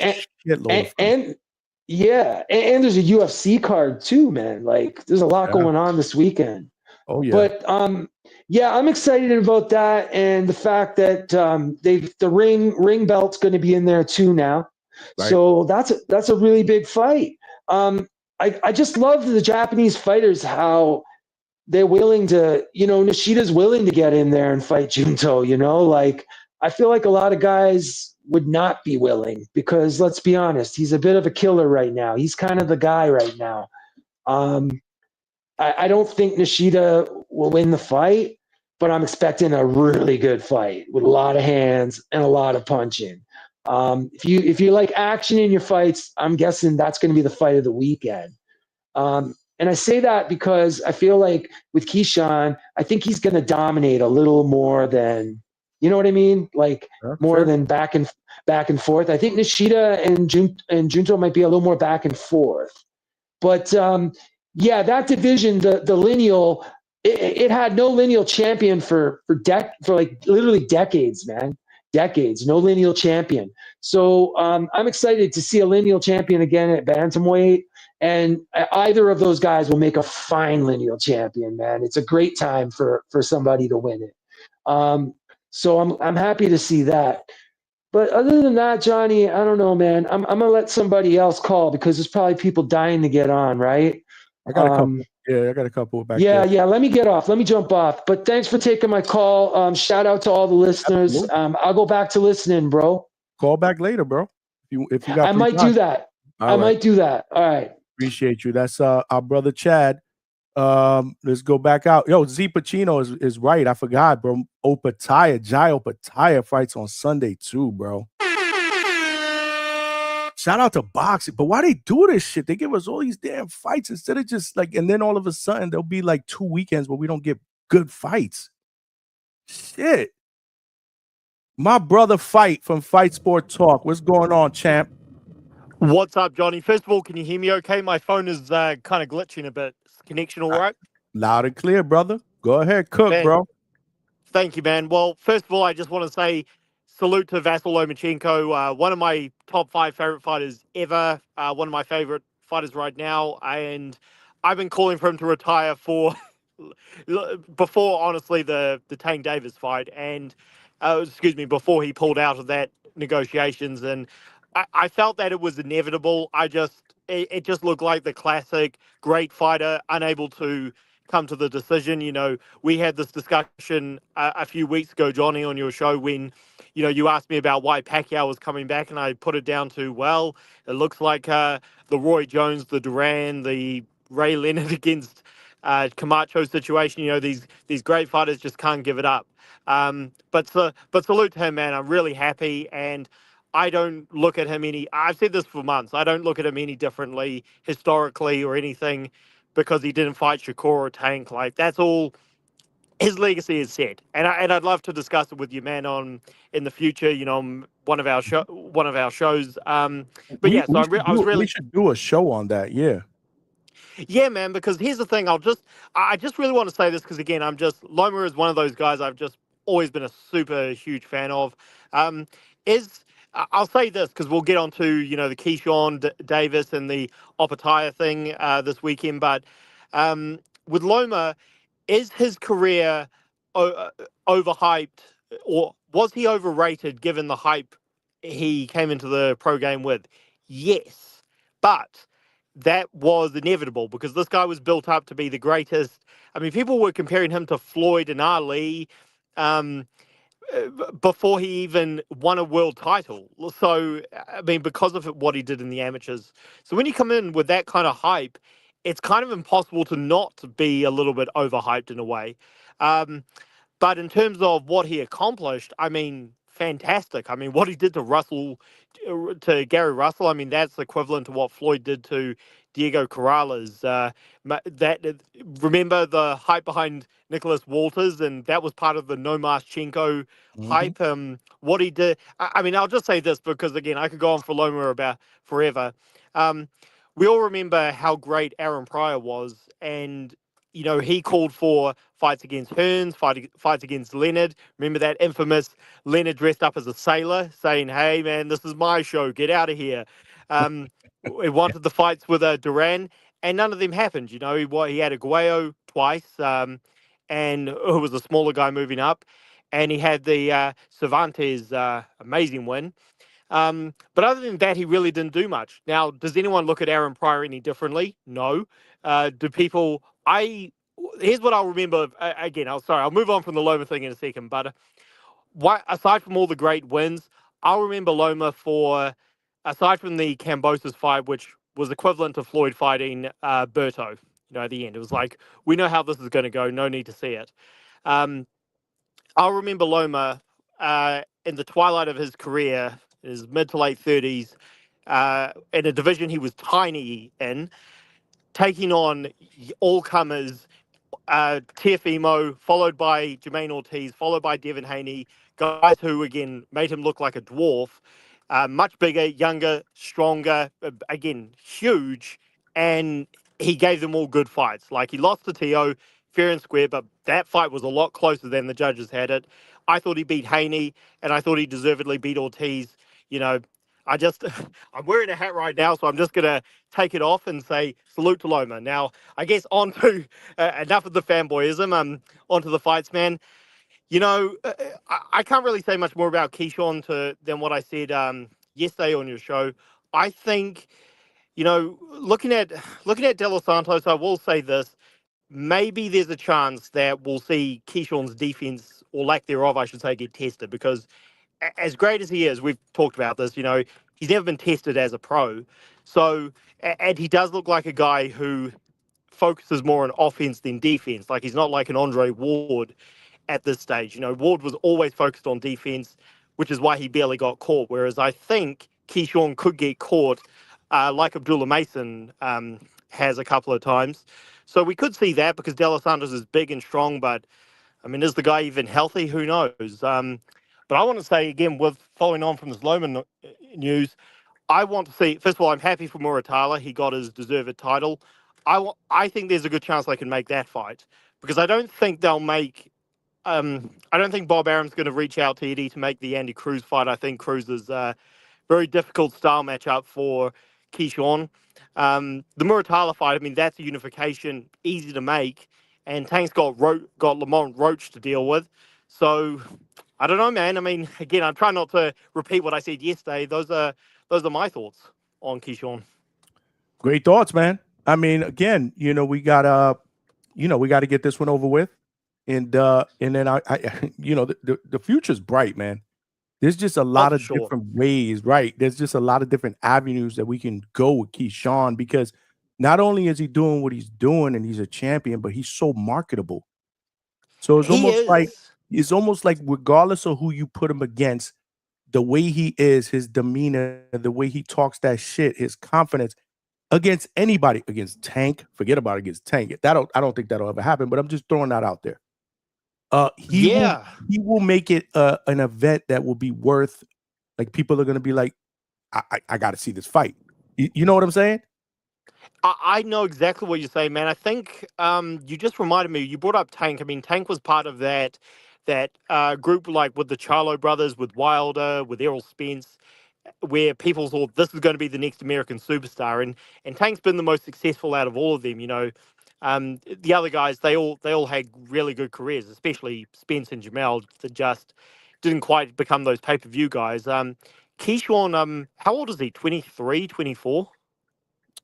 Yeah, something like that. I gotta Right. look that up. But yeah, he's young. It's around that. I remember thinking he was 22 when I looked at the Pedraza fight 12 months ago. But he's young enough to where, you know, he really does have plenty of time to where he can become that guy. And yeah, there's when you see him let his hands go again, we want to see him be tested, but you see him let his hands go and you're like, man, that's a thing of beauty. And again, he's 26, yeah, great. He's 26. Vega just got in the chat. He's 26. Yeah.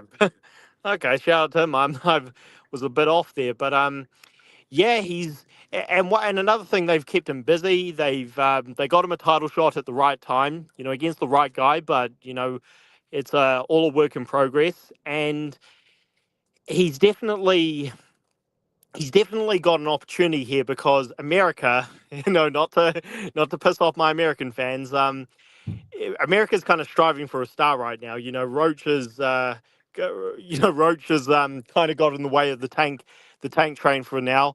The Charlo brothers are pretty much retired. I mean, we'll see what Jamel ends up doing. Wilder lost, Spence lost, so he's got an opportunity here. And I wonder if, I don't know if he's more, I mean, you would know this way better than me, but I don't know if maybe he's more marketable, because Tank Davis kind of had that street guy appeal, whereas Keyshawn's kind of got this nonchalant, very charismatic attitude, which in some ways might appeal to more people. Yeah, man. Listen, yeah, you cooking, bro. Yeah, thanks, Johnny. I love when you call in, man. I love when you call in. We gotta set it up, man, so I get you on the panel, man. Yeah, which by the way, I'll just say this: my Twitter has very bizarrely been locked, so I'm just using Instagram at the moment. So I'll contact you there. But yeah, thanks for having me on as always, Johnny. Salute to everyone, and yeah, always happy to talk to you, brother. It's great Always, news. man. You family. You always welcome here. You know that. Thank you, man. We got Fight Sport Talk. Appreciate you. We got Alberto here, but give me 1 second, Alberto. I'm sorry I had you waiting, but I'm gonna let you guys cook, man. I'm gonna let you guys cook. We got we got the Nigerian Nightmare, my brother, man. My brother with the $2 super chat. Smash the like, support the grind. Absolutely. Nigerian Nightmare is my guy. family here, and he just reminded me, if you guys haven't hit that like button, please do so. It's free and it'll help me grow. Hopefully get this channel out into the algorithm. Other boxing fans need to know who the Hangout spot is when we go live. What's popping? The interviews that we're doing here is crazy. We've been very, very busy, not just doing shows, but interviews. You guys know the interviews is my pan en mantequilla. For those of you guys that don't speak Spanish, my bread and butter. And we've had hella interviews. Not to mention, man, in less than 2 weeks, I don't know if you guys heard, but we got the legendary Jim Lampley will be in the building. That's on Tuesday, June 17th, 9 p.m. Eastern Standard Time. That's gonna be legendary, bro. One of my all-time favorites, man. It's gonna be legendary. He'll be in the building. And we got a lot of other people that we got lined up. I'm gonna need like a calendar, man. I'm gonna need like a calendar to start setting all these interviews up. But I love it. Like I said, I love giving you guys this content. So make sure you subscribe to the channel, tell a friend to tell a friend. Again, we are less than 50 subscribers away from my next goal of 2,000, which is a nice round 2K number. We 2K Big Bay, Vega. We need 2K subscribers like Big Bay needs the 2K to fight you at Border Wars. So please, guys, tell a friend and help me get to that goal. Alberto Cook, my brother, I apologize. I left you back there, but what you got, brother? What you got? Unmute. No, you're good, Johnny. How you doing today? I'm good, bro. How are you? Not too bad. I was just hearing fight and you kind of discuss. You guys really think that Keyshawn's like that next guy, like that next crop of stars? Like once the Canelos are gone and stuff like that? Oh, I don't know about Canelo. I'm not even thinking about that level. I'm thinking about, like a B-level star? Yeah, like a marketable star. Like Canelo is different. Like I wasn't thinking about him being the next Canelo. That I wouldn't say that. So like the next Errol Spence, maybe?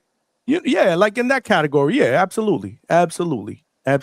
He does bring out a lot of people in his hometown of Norfolk, Virginia. He sells there, but the thing about it is, let's see, again, let's say he does what he needs to do and he wins this fight by spectacular fashion, like a lot of people think could happen. We'll see. Like I'm very, very interested to see how his market is outside of his hometown. You feel me? That'll be the real litmus test. I mean, I think Top Rank's doing a hell of a job with him because he be talking real spicy, he be talking real reckless. So like, he has like that flair. He's not just one of those guys that's gonna, go up in this press conference and not really sell the fight. So I could really appreciate that about him. But I just feel like they've been matching him up. Top Rank has been matching him real strategically. Like he got his title off of Baranchik. Dude was like a 130 pounder, and Keyshawn really is a welterweight fighting at 135. So I didn't really respect that fight. Like when he beat Baranchik, he probably outweighed him by like 20 to 30 pounds, easy. So I don't really give him the credit for beating up a small guy. This is more of like my personal take. Mm-hmm. And then Johnny, everyone's picking De Los Santos, or they think it's a live fight. I don't see it. The dude had a blood clot on his leg. Like, you think he's gonna be able to move and execute his game plan if his leg is already shot? Top Rank was even posting like the medical paperwork. Like, dude had to go to the ER. That's how bad his shit was. Like, he could have died. I speak Spanish, and that's what De Los Santos was saying. Like, he's kind of like, I already beat death. Like, that leg, they could have like turned his TV off. So he's just happy to be alive. So I don't see if Keyshawn Davis is who they say he is. I think he gets dude out of there in like 6 to 8 rounds. So I'm not really seeing what I need to see from him. I need to see him mix it up with like one of the real dudes at 135. Like not this kind of matchmaking. You get what I'm saying, Johnny? Yeah, but I mean, I don't know if that's necessarily Keyshawn's fault. Let's not forget he's called out Teofimo Lopez 2 fights ago. He wants a Tank Davis fight, which we don't believe will ever. Well, I don't believe will happen. So it's not like he doesn't want the smoke. He don't want it with Murataya, Johnny. I don't know if you got a chance to see that. Fight. That's a fucking fight, Berto. That's a fucking fight that I wanted to see. For like I said that. In fact, Bomac was on the Boxing Voice one night being interviewed. I was actually on the panel and I said that. I was like, Bo, that's actually a fight that I would like to see. Do you think that fight happens? And again, he gave the, yeah, of course it's a fight that can happen type deal. Political, yeah, real right, political. of course, you're gonna get the, the political answer, right? But now that it's interesting now, okay, let's not forget. I forgot to mention this, right? Lomachenko just retired. So what's gonna happen with Murataya? He's gonna be elevated, right? Yes. To the full champion. So now that he'll be elevated to the IBF full champion, we might be able to see a unification because there's something there. There's something there now. There's an opportunity for him to unify at that division before he outgrows it. So I like that fight, Alberto. I've been saying I want the Murataya fight 2 fights ago. So I'm glad you brought it up. Johnny, you just said right now in that same breath, you said that Keyshawn wants Tio, he wants Tank. Well, obviously, right? Those are big names. Like, nobody knows who Keyshawn. We know who he is because we're talking boxing every day. But if you go ask, Joe down the street, he's gonna be like, "Who the hell is that?" So of course he wants a big name like Tank or Tio, and he sees that as a high risk, high reward. But he doesn't have that same appetite for smoke with a Murataya because Murataya. I don't know. Like, I was really high on him, but he kind of struggled against that Russian he fought when he won the IBF. So I'm kind of simmering back on Muay Thai. I'm not as high on him anymore. But I still think he'd give Keyshawn a hell of a fight. So I would love for them to mix it up. It's a unification. It's in-house with Top Rank. Muay is like 28. Keyshawn's 26. So it's like they're not, these spring chickens, they're not a prospect, they're not 21. So it's like, what's the holdup? Like, y'all are in your prime under the same promotional banner, unification. That's why I'm calling out Keyshawn, Johnny, because they were pressing him hard. That's why you put the Keyshawn Duck thing, because I was like, what Yeah. do you? I wasn't getting it. Okay, I get what you're saying now. Yeah, that was lame, Johnny, because they were I think the dude from Fight Hype was telling Keyshawn, like, hey, what do you think about that IBF? That's unification, that's legacy, you could be a unified champ. And he's kind of, at first he tried to shrug it off, Johnny. He was like, IBF belt, I don't want to deal with the 10-pound rehydration clause, because dude's a weight bully. He's like a welterweight fighting at lightweight. And then the dude from Fight Hype told him, nah, since it's a unification, the IBF wouldn't impose the 10-pound rehydration clause. And then the dude started talking about, well, Murataya doesn't really bring much to the table. I don't want to pay sanctioning fees. Like, what the hell? Like, dude, it was a lot of duck talk, Johnny. You got to check out that interview. Like, that kind of left a sour taste in my mouth because everyone keeps saying Keyshawn's the next thing. And I'm just like, well, he's not really showing me that. I hear that. I gotta watch that. Yeah, you're right. I didn't see the that interview, but I don't know. I just think Keyshawn he has this mentality in his aura that he's just a prize fighter. Like, I don't know.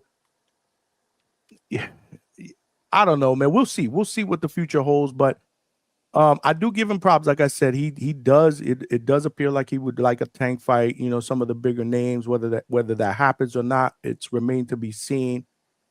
But again, Johnny, I think time is broader at 135, bro. He's big. He's a big 135. Yeah, dude is huge. Pause. Yeah, I think calling out Tank is kind of like a what would you say? It sounds good, but damn well Tank's not gonna fight Keyshawn Davis. Tank is like near the end of his career. Unfortunately, I'm a huge Tank fan, but Tank is thinking pay-per-view. Keyshawn is not pay-per-view. I don't even know what Tank is thinking right now, to be honest with you. Like, that whole shit with the rumors about him fighting Jake Paul, to me, is kind of fucking crazy. Like, I mean, Johnny, he's trying to maximize his earnings, and it'll be a good it'll be a good for the casuals. Like, him and Jake he's not interested in legacy, bro. He's not interested in legacy. And that's always been my biggest issue with Tank. Tank is the goods, bro. I've told everybody that. I don't hate Tank the fighter. I hate the way he moves from a business perspective. Like, there's no way on earth that he shouldn't have or should be scheduled to fight a guy like Shakur. Fuck Keyshawn. fight Shakur first, because again, this could be able, that'll be a unification fight. The two best guys in the same division. The fact that he gets annoyed every time they bring Shakur's name up, to me, is nasty. But you want to talk about a fight with Jake Paul? Like, come on, man. But Johnny, that's because I think Tank doesn't want to mix it up with the Shakurs or the Haneys or like the runners, because it's not gonna be appealing to the fans, and then they're gonna criticize him for the bad. It's gonna be a stinker. They're gonna stink out the joint. So I think a lot of these cats like Haney and Shakur, they're wannabe Floyds. They want to fight like Pretty Boy Floyd, but they don't have the fan base. So it's like, you get what I'm saying, Johnny? They don't bring asses to the seats. Shakur, people were walking out of his fight when he fought the lawyer, the CPA dude. In his home fight in New Jersey when he was still with Top Rank, people literally, like, Top Rank was showing the arena. Dudes were leaving like in the 6th, 7th round. Who was that? That was It was the lawyer dude. He fought like some lawyer dude. Like, he came all like suited and booted to the weigh-in. Was that Artem? That was Artem, right? Yeah, it was Artem. Yes, Artem Artem? Haratuyan or something. Haratuyan? Yeah. Mhm. Oh, okay. Yeah. I remember that. But Johnny, can I speak real quick to the Haney situation? Like, I know I keep bringing up Haney, but Go ahead, I don't know if you saw it, but Tio posted like something, like some kind of cryptic message on Twitter, and I noticed that TGB Promotions retweeted it. So here's my theory, Johnny. Tio has options. He's in Oscar De La Hoya's good graces. He's with TGB Promotions is retweeting him for a reason. Like, maybe he's having conversations with Tom Brown from TGB. Like, I feel like Tio has a lot of value. Haney, man, he's cooked, Johnny, because who is he gonna bring up? What old dude is he gonna fight? I was looking at the boxer, Johnny. Who is he gonna fight at 147? Because Barrios don't want him. Norman would want him, but Haney knows he'll get knocked the fuck out. And so I'm like, Haney's options at 147, Johnny, they're looking slim. My guess is he tries to fight Alexis Rocha. He's been, knocked out before. Maybe he tries to fight Josh Taylor if he can like get cool with Eddie again, because I know Josh Taylor's with Eddie Hearn now. So maybe he brings up Josh Taylor. Seems like his perfect opponent, because Josh Taylor's a previous undisputed champion, so it looks good on Haney's resume. But we both know Josh Taylor's shot. Tio beat him up. He looked bad last month in this fight, but it would be a good head. It would be a good hat on Haney's record. That's the thing, Johnny. Like, I feel like Haney's whole record is just a facade. Like, on paper, yeah, he's the youngest undisputed at 135. He's a 2-division champ. But when you really look at the names of who he fought and when he fought him, he's either bringing up little dudes, like when he brought up Jojo Diaz. He brought up he's brought up a couple of guys. Jorge Linares, those are 126 pounders. He brought him up to 135. So to me, Johnny, is just the Haneys. I just want him out of boxing. I'm gonna end it like that, Johnny. Like me, I want the Haneys out of boxing, and I can't wait to see who they fight next. But mark my words, that shit is obvious. Yeah, Johnny, they're gonna bring up some. Can you at least hide it a little bit? Can you? I can't, Johnny. I can't. I'll be happy when Haney. Ooh, Lord, child. Let me ask you a question. If I bring Bill Haney up in here, will you watch that show? Yeah. If you're on there, Johnny, I'm a support. I'm gonna be on there for sure. Because we working on getting Bill up in here, bro. Maybe I'll you gotta be nice, bro. Yeah, no, maybe I'll sit that one out. Like I don't want to like ruin any relationships. Like, it's not worth it, Johnny. I'm not trying to mess you up. So maybe I'll sit that one out, or I just won't comment, but I'll be watching. You know that. We good, bro. Nah, but mark my words, Johnny. The Haneys are gonna bring up some small guy from a division or two up to 147, or they're gonna fight like a shot fighter, like a Josh Taylor. Mark my words, Johnny. But keep working, fam. Appreciate you, Johnny. Hey, brother, thanks for the call, man. I love it, man. Everybody has an opinion, man. Everybody has an opinion, and that's what makes not just this sport but life beautiful. I mean, we can't all think the same. We all have to have differences of opinion. Z Pacino, my brother, what's good? Let's go, champ. The answer to that question, has he said anything positive about Devin Haney? Damn no, because he doesn't like Devin Haney. Alberto keeps it real, bro. What can you say, man? Man, we down every Lisa Snow, appreciate you being involved in the chat as well. We down every fighter. That's why we can't become bigger. Too many bandwagon fans and not enough people loving the sport. Yeah, man, and that's why here at the Hangout spot, man, we try to show everybody love. It's okay to criticize, right? Have an opinion. But one thing you guys know that I don't do here, and you guys can do it, I just don't do it, is I don't call fighters bums, bro. I don't think any fighter is a bum. That's degrading, a gladiator. It doesn't matter. Now, you can talk about a fighter's skill level, why he's not better than this other fighter because you don't feel that he matches the same skill level. But to say that a fighter's a bum, we don't do that, man. No fighter, no human being for that matter, that laces up a pair of gloves, that goes in there to risk their lives for our entertainment should be considered a bum, bro. Boxing is a different sport. Like I was telling the champion, bro, I was here, you guys know I was boots to the ground with the welterweight champion of the world, Brian Norman Jr. And shout out to Junior if he's watching, bro, and Brian Norman Sr. They usually watch. If you guys are watching from Japan, shout out to y'all, man. I know you guys are boots to the ground in Japan 2 weeks earlier trying to get acclimated to everything related to time, culture, food, regardless. I mean, the whole 9 yards. We talked about that. We had dinner after that. We talked about that whole trip and what they were planning on expecting, and it was a long flight. And I texted with the champ earlier. He said the flight was very, very long. It wasn't easy. Wouldn't be easy for me either because I'm very restless, like to stay still for all them hours sitting in I couldn't. I don't know what I would do. I'm restless. But shout out to them.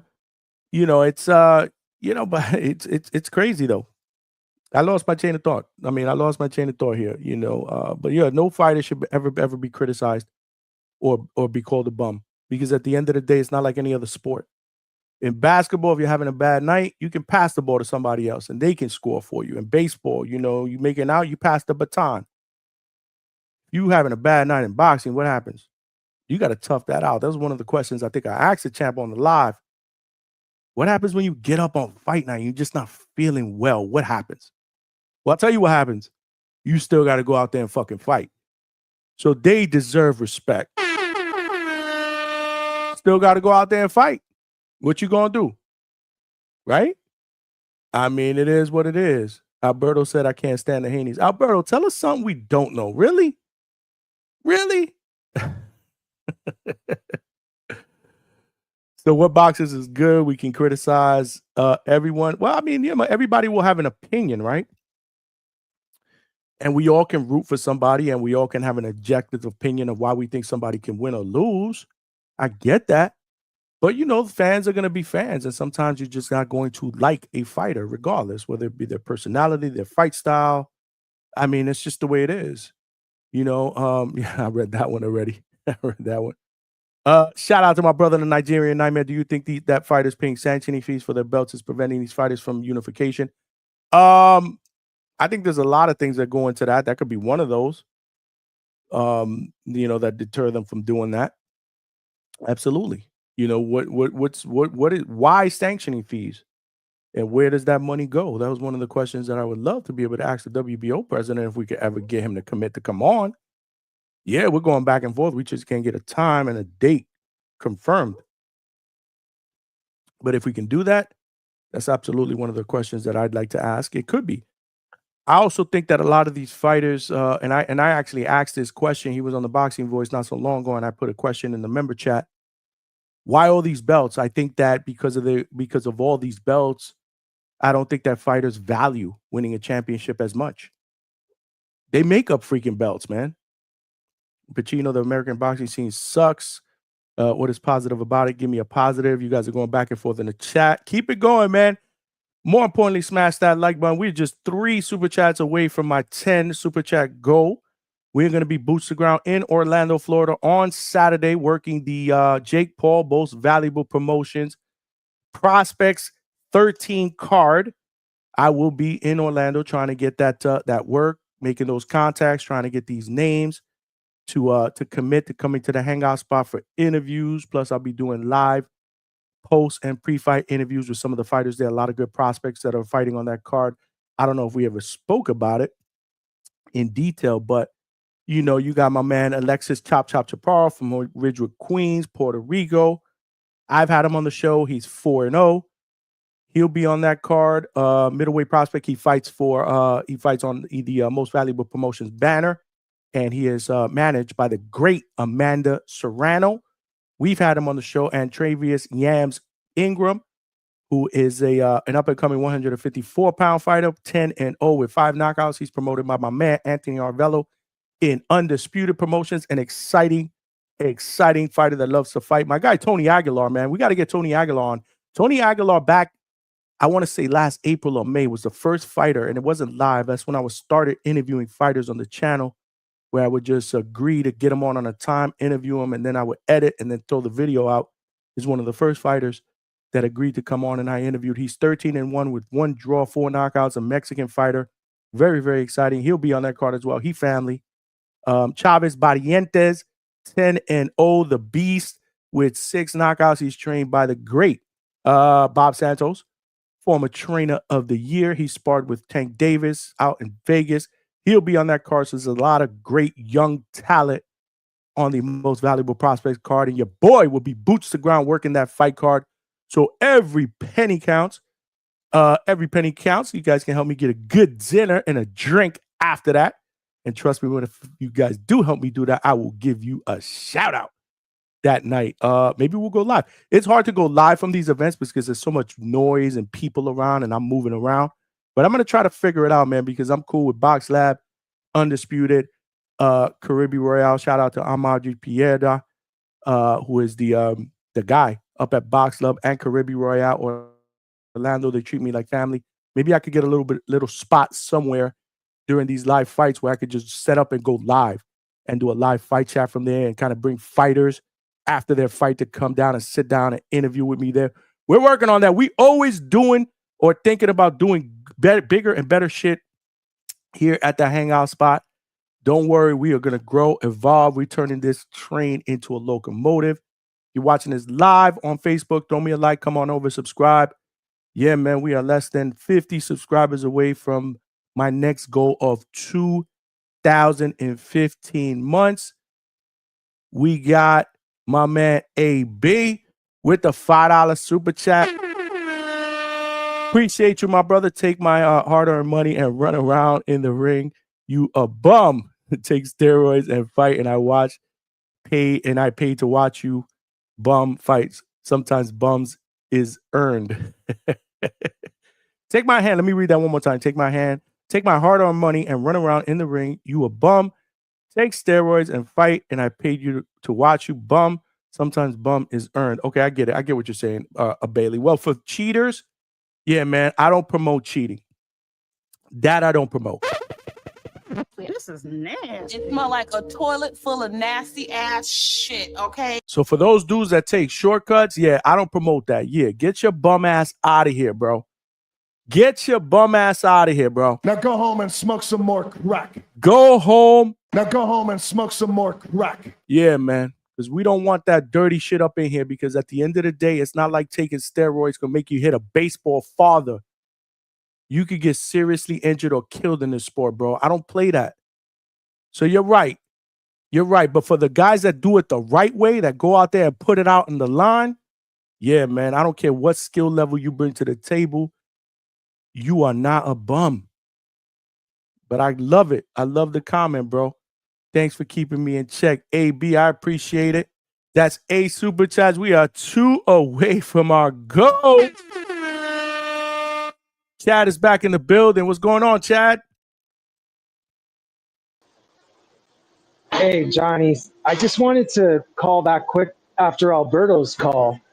And you're right. Like calling fighters bums and whatnot, taxi drivers and all that. I mean, it's not as often anymore like it was in the old school where we have true cab drivers in there anymore. These bigger cards done by the bigger promotions, they're really good at getting decent guys in there. Yeah, they visually will look like a lot less than the better fighters, but a real cab driver, like a real tomato can, I mean, you know it when you see it. There's nothing there, right? So they're really there to just be hit. It's just the sport's not like that like it used to be. So yeah, most guys calling guys bums, they're just they're using it in a way that I don't even know what to say. It's just like you said, it's stupid, really. But aside from that, back to Alberto's thing.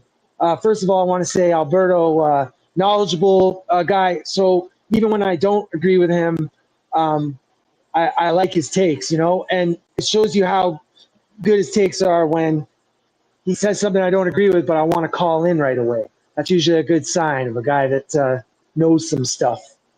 But yeah, I disagree sort of with the Keyshawn point, Alberto, and it's more to say like you had kind of started out to say that, you know, how you felt about Keyshawn, and then you kind of moved that onto your point about Murataya. First, to start with Murataya and the IBF, I'd say the IBF are definitely like one of the more disciplined sanctioning bodies when it comes to following their rules and making guys do stuff. But I'll say, first of all, I don't necessarily agree with just giving that strap to their interim champion without him even having one fight as the interim champ. So he just fought, who is it, Abdulayev. I don't know where Abdulayev's ranked today, but I can tell you it's probably not in the top 5. Like, to me, IBF should have left the belt vacant and had somebody challenge Murataya for the belt and go right down the rankings, like number 1, number 2, number 3, you know, until somebody accepts. So on that note, I kind of understand why Key is sort of like, yeah, whatever about Murataya, because, I mean, it is sort of whatever. He's unproven as a champion. How he got the belt is sort of whatever. So I get it. And just the bigger fact, too, that he doesn't want to unify, I think people are really trying to throw in his face. And I don't see it like that. Maybe he was reaching a little bit with the sanctioning fees and all that. But the point is the question fans got to ask themselves is, if guys don't want to unify and they have one strap, they're a champion, are they somehow less great? Are they somehow less of a champion if they don't choose to unify? I'd like to propose that the answer is no. Like, or did I answer that right? You know what I mean? Like, you can hold, yeah. Like, and the fact is, a lot of these unified champions, even some of the undisputed, they become that way and then fight once a year or fight infrequently or take fights that we don't ask for against fighters we don't care about. Like, give me a guy with one strap who is determined to defend regularly and against all comers. To me, that's an exciting champion. That's the type of champion I want. Now, I want unifications and undisputed when it means getting good fights. That's what we want. We want good fights. So yeah, I'm not against unifying, but I also don't like when people, and also, like, for example, pound for pound. I feel like with a lot of people's pound for pound list, it's getting to a point now where if you don't unify or be undisputed, like, you're not making it on people's lists anymore, which is harsh. I think it's harsh. There's a lot of great champions that are doing a lot of good things with one strap, one strap. So, yeah, that's kind of all I wanted to say, really, Johnny. I just want to get back at Alberto's point there, but I got to split. Shout out to everyone in the chat. I'm going back to listening. Appreciate you, my brother. Appreciate you. I love it, man. I love what, damn, I think I fucked up, man. I was putting the wrong link out there. People were trying to call it. Z, yo, the Pacers won?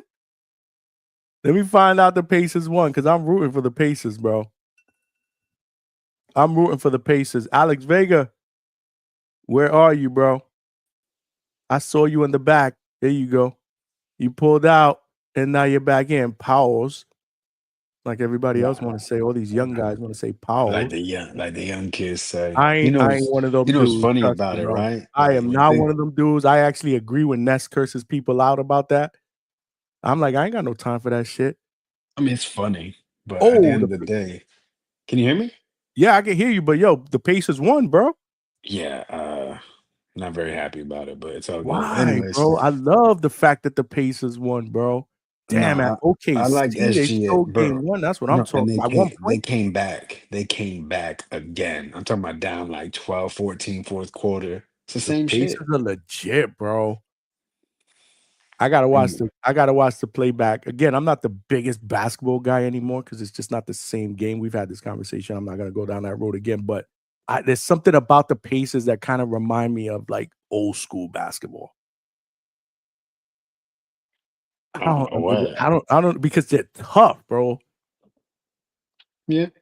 I mean, they're tough. They would. I mean, they're. I don't know, man. I don't know. Weren't they down by like 20 in one of those games against the Knicks, and they came back and won? We don't have to talk about that. But Listen, that man. means they were okay. That means I was right. Okay. Hey, bro. Hey, man. We Um, here. It says previewing predictions, not what that's happened to the that's Knicks. neither here nor there. Where is he? Where's Trees, bro? Shout out to Trees and the third shift workers. What's going on, my brother Vega, bro? What's up, My bad, man? bro. I don't know what the hell happened that I threw the wrong link up in there What are you talking about? Oh, you talking about the error earlier, and then 404? I saw your text message like literally after we had figured it out. I'm like, oh, that's why he sent me that picture. Mm-hmm. But we got it right. You know, we digress, but we got it right. So what's going on, my brother? Talk to me, man. Nothing, man.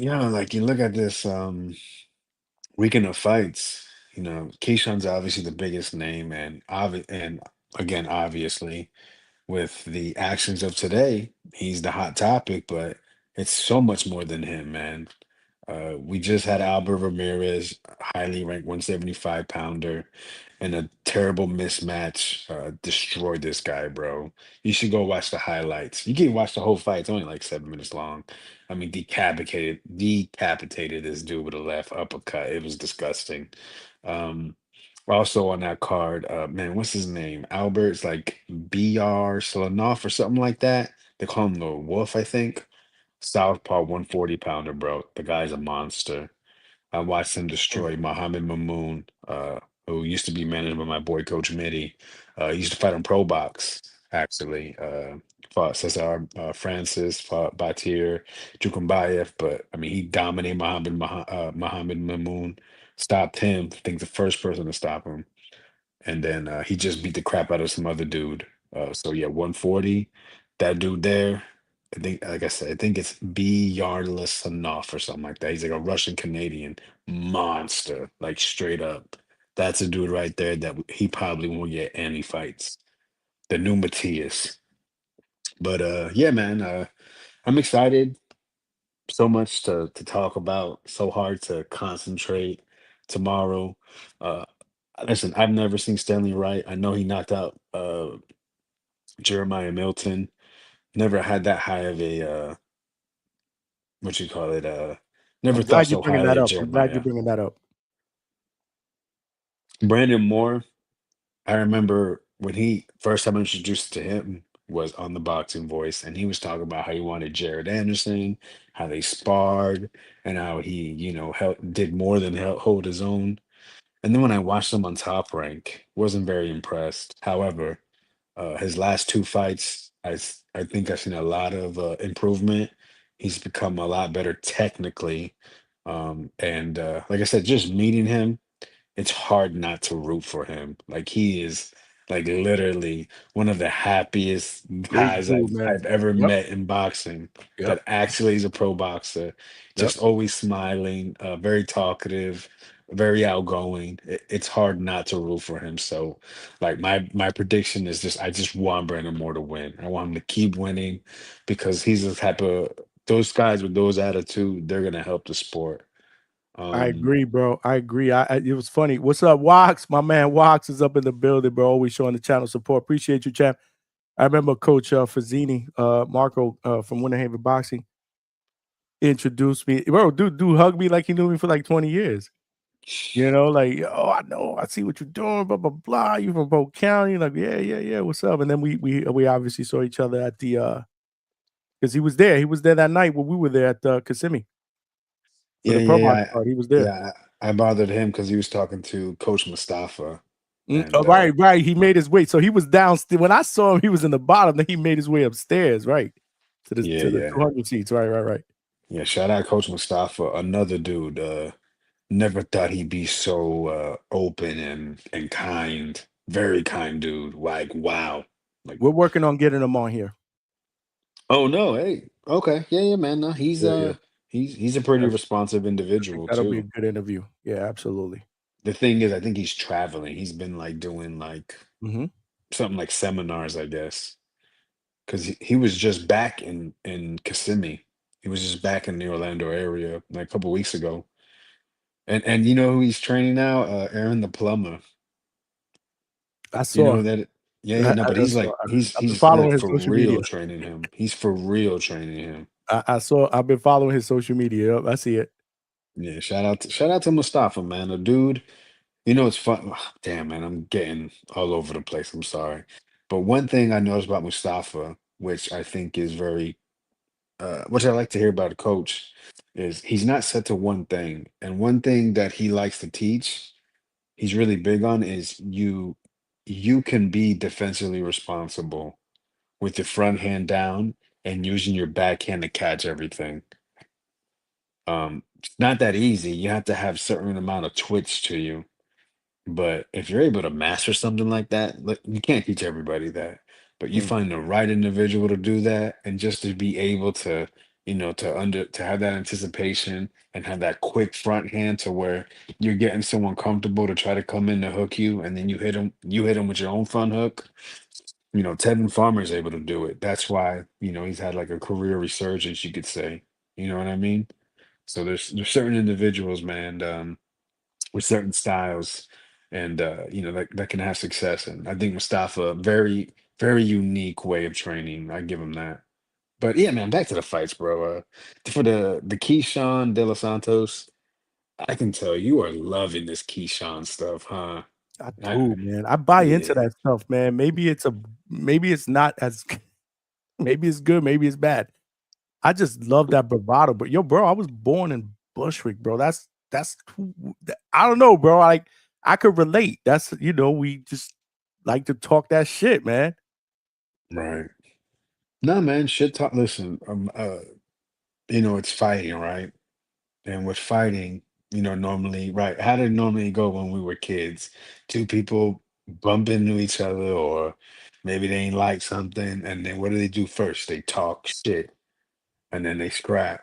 Keyshawn, he's got it. He seems to be, well spoken. He can, he's, he's witty enough, and he scraps, right? He goes in there. He's trying to hurt dudes, but you know. I just don't like. Yeah, look, he did son, oh boy, Abdullah Mason. Mason's not a talker, and he should have been ready for him to speak up.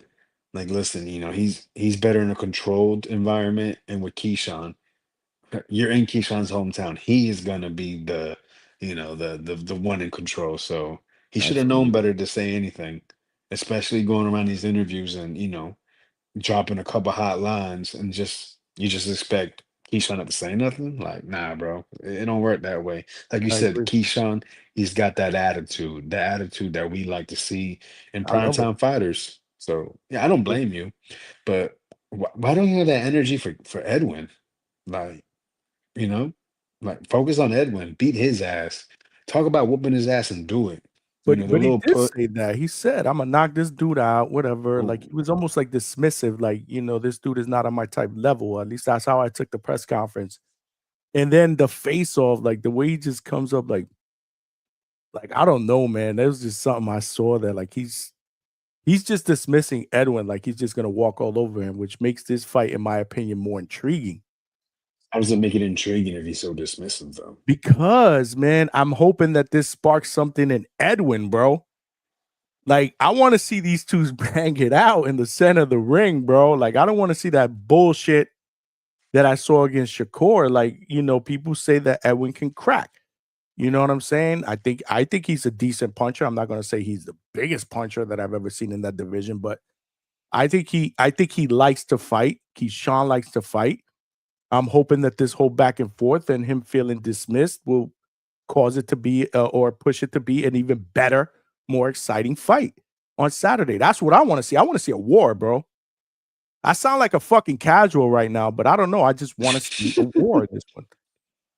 Words don't move me, dog. Like Oh, my but whole family's from New but York, New but I like the Jersey. way You know what I mean? Keyshawn fights like a dog in the like you know, he likes to get dirty in the pocket. He hits to the body. He's just I don't know, man. I want to see a dog fight. That's the word. I want to see a dog fight on Saturday.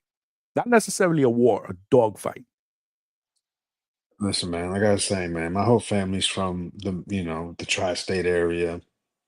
All them cats be talking junk. I'm used to it. That shit don't move That me, is true. bro. That It is don't true. They move all be me. talking that shit. Yeah, like even the women, I got 60-year-old aunties that they'll be ready to scrap with you, like no joke. For sure, for sure.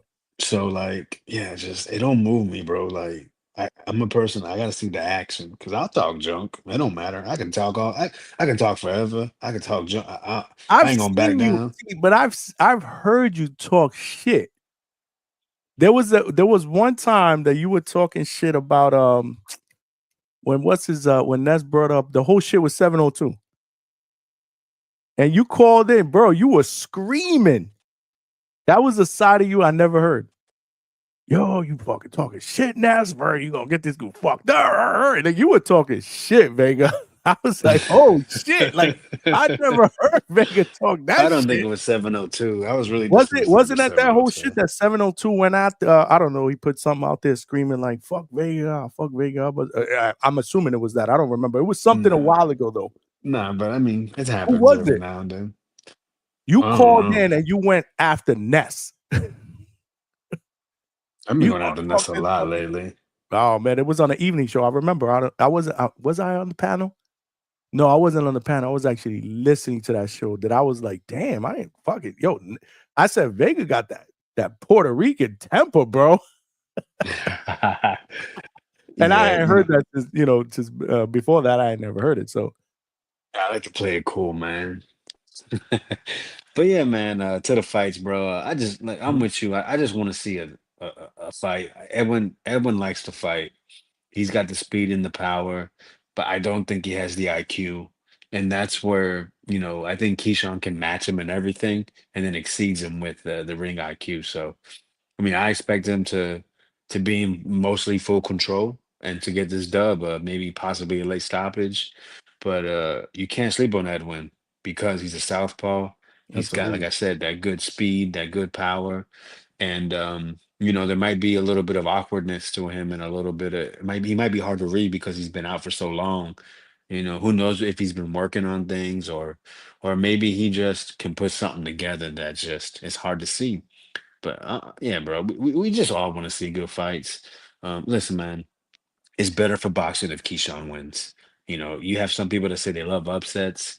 You know, yeah, when the guy's on top and maybe he has a string of wins, and it's just, but it has to be the right guy. And no I offense to agree. Edwin De Los I, Santos, that's a but if great he point. if he wins, like how is that good? Like what matchup is it to make that's going to be so great? There isn't. Keyshawn's the guy. Like, what So do? You put him in a rematch against Shakur? How many people are going to want to see that nonsense? I agree. That's actually a really good point. Upsets are good, but it depends on who is the person that's going to upset Mhm. the fighter. So that's a great point. I'm glad you brought that up. Yeah, man. No, I think that Keyshawn winning is better. Is better for future fights at 135 for as long as he stays at 135. So my question is to you, um, physically, how long do you think he stays at 135? Because this dude is a big dude, man, for how that does he division. make? How did he make any rehydration clause? Like, do they have actual documentation that he's been making it? You know what I I don't mean? know, bro. I couldn't even tell you that. Z Pacino said he got to be careful on the inside, though. I heard his coach talking about we're gonna hook with a hooker. I don't know Oh how that's gonna play no, out for either fighter. you're Good never point. supposed to hook with a hooker. Absolutely. Shout out to Z. Yeah, yeah. Shout out Z Pacino, man. But yeah, man. The rest of the card's pretty decent. Tiger Johnson versus Yeah. Janelson Boca Chica. I know you know who that is, Hmm. because Timber. Let me stop. A lot of talking about Boca Chica, a dude that's always had a good pedigree, you can tell. well schooled, but it's like always just doesn't have that next level.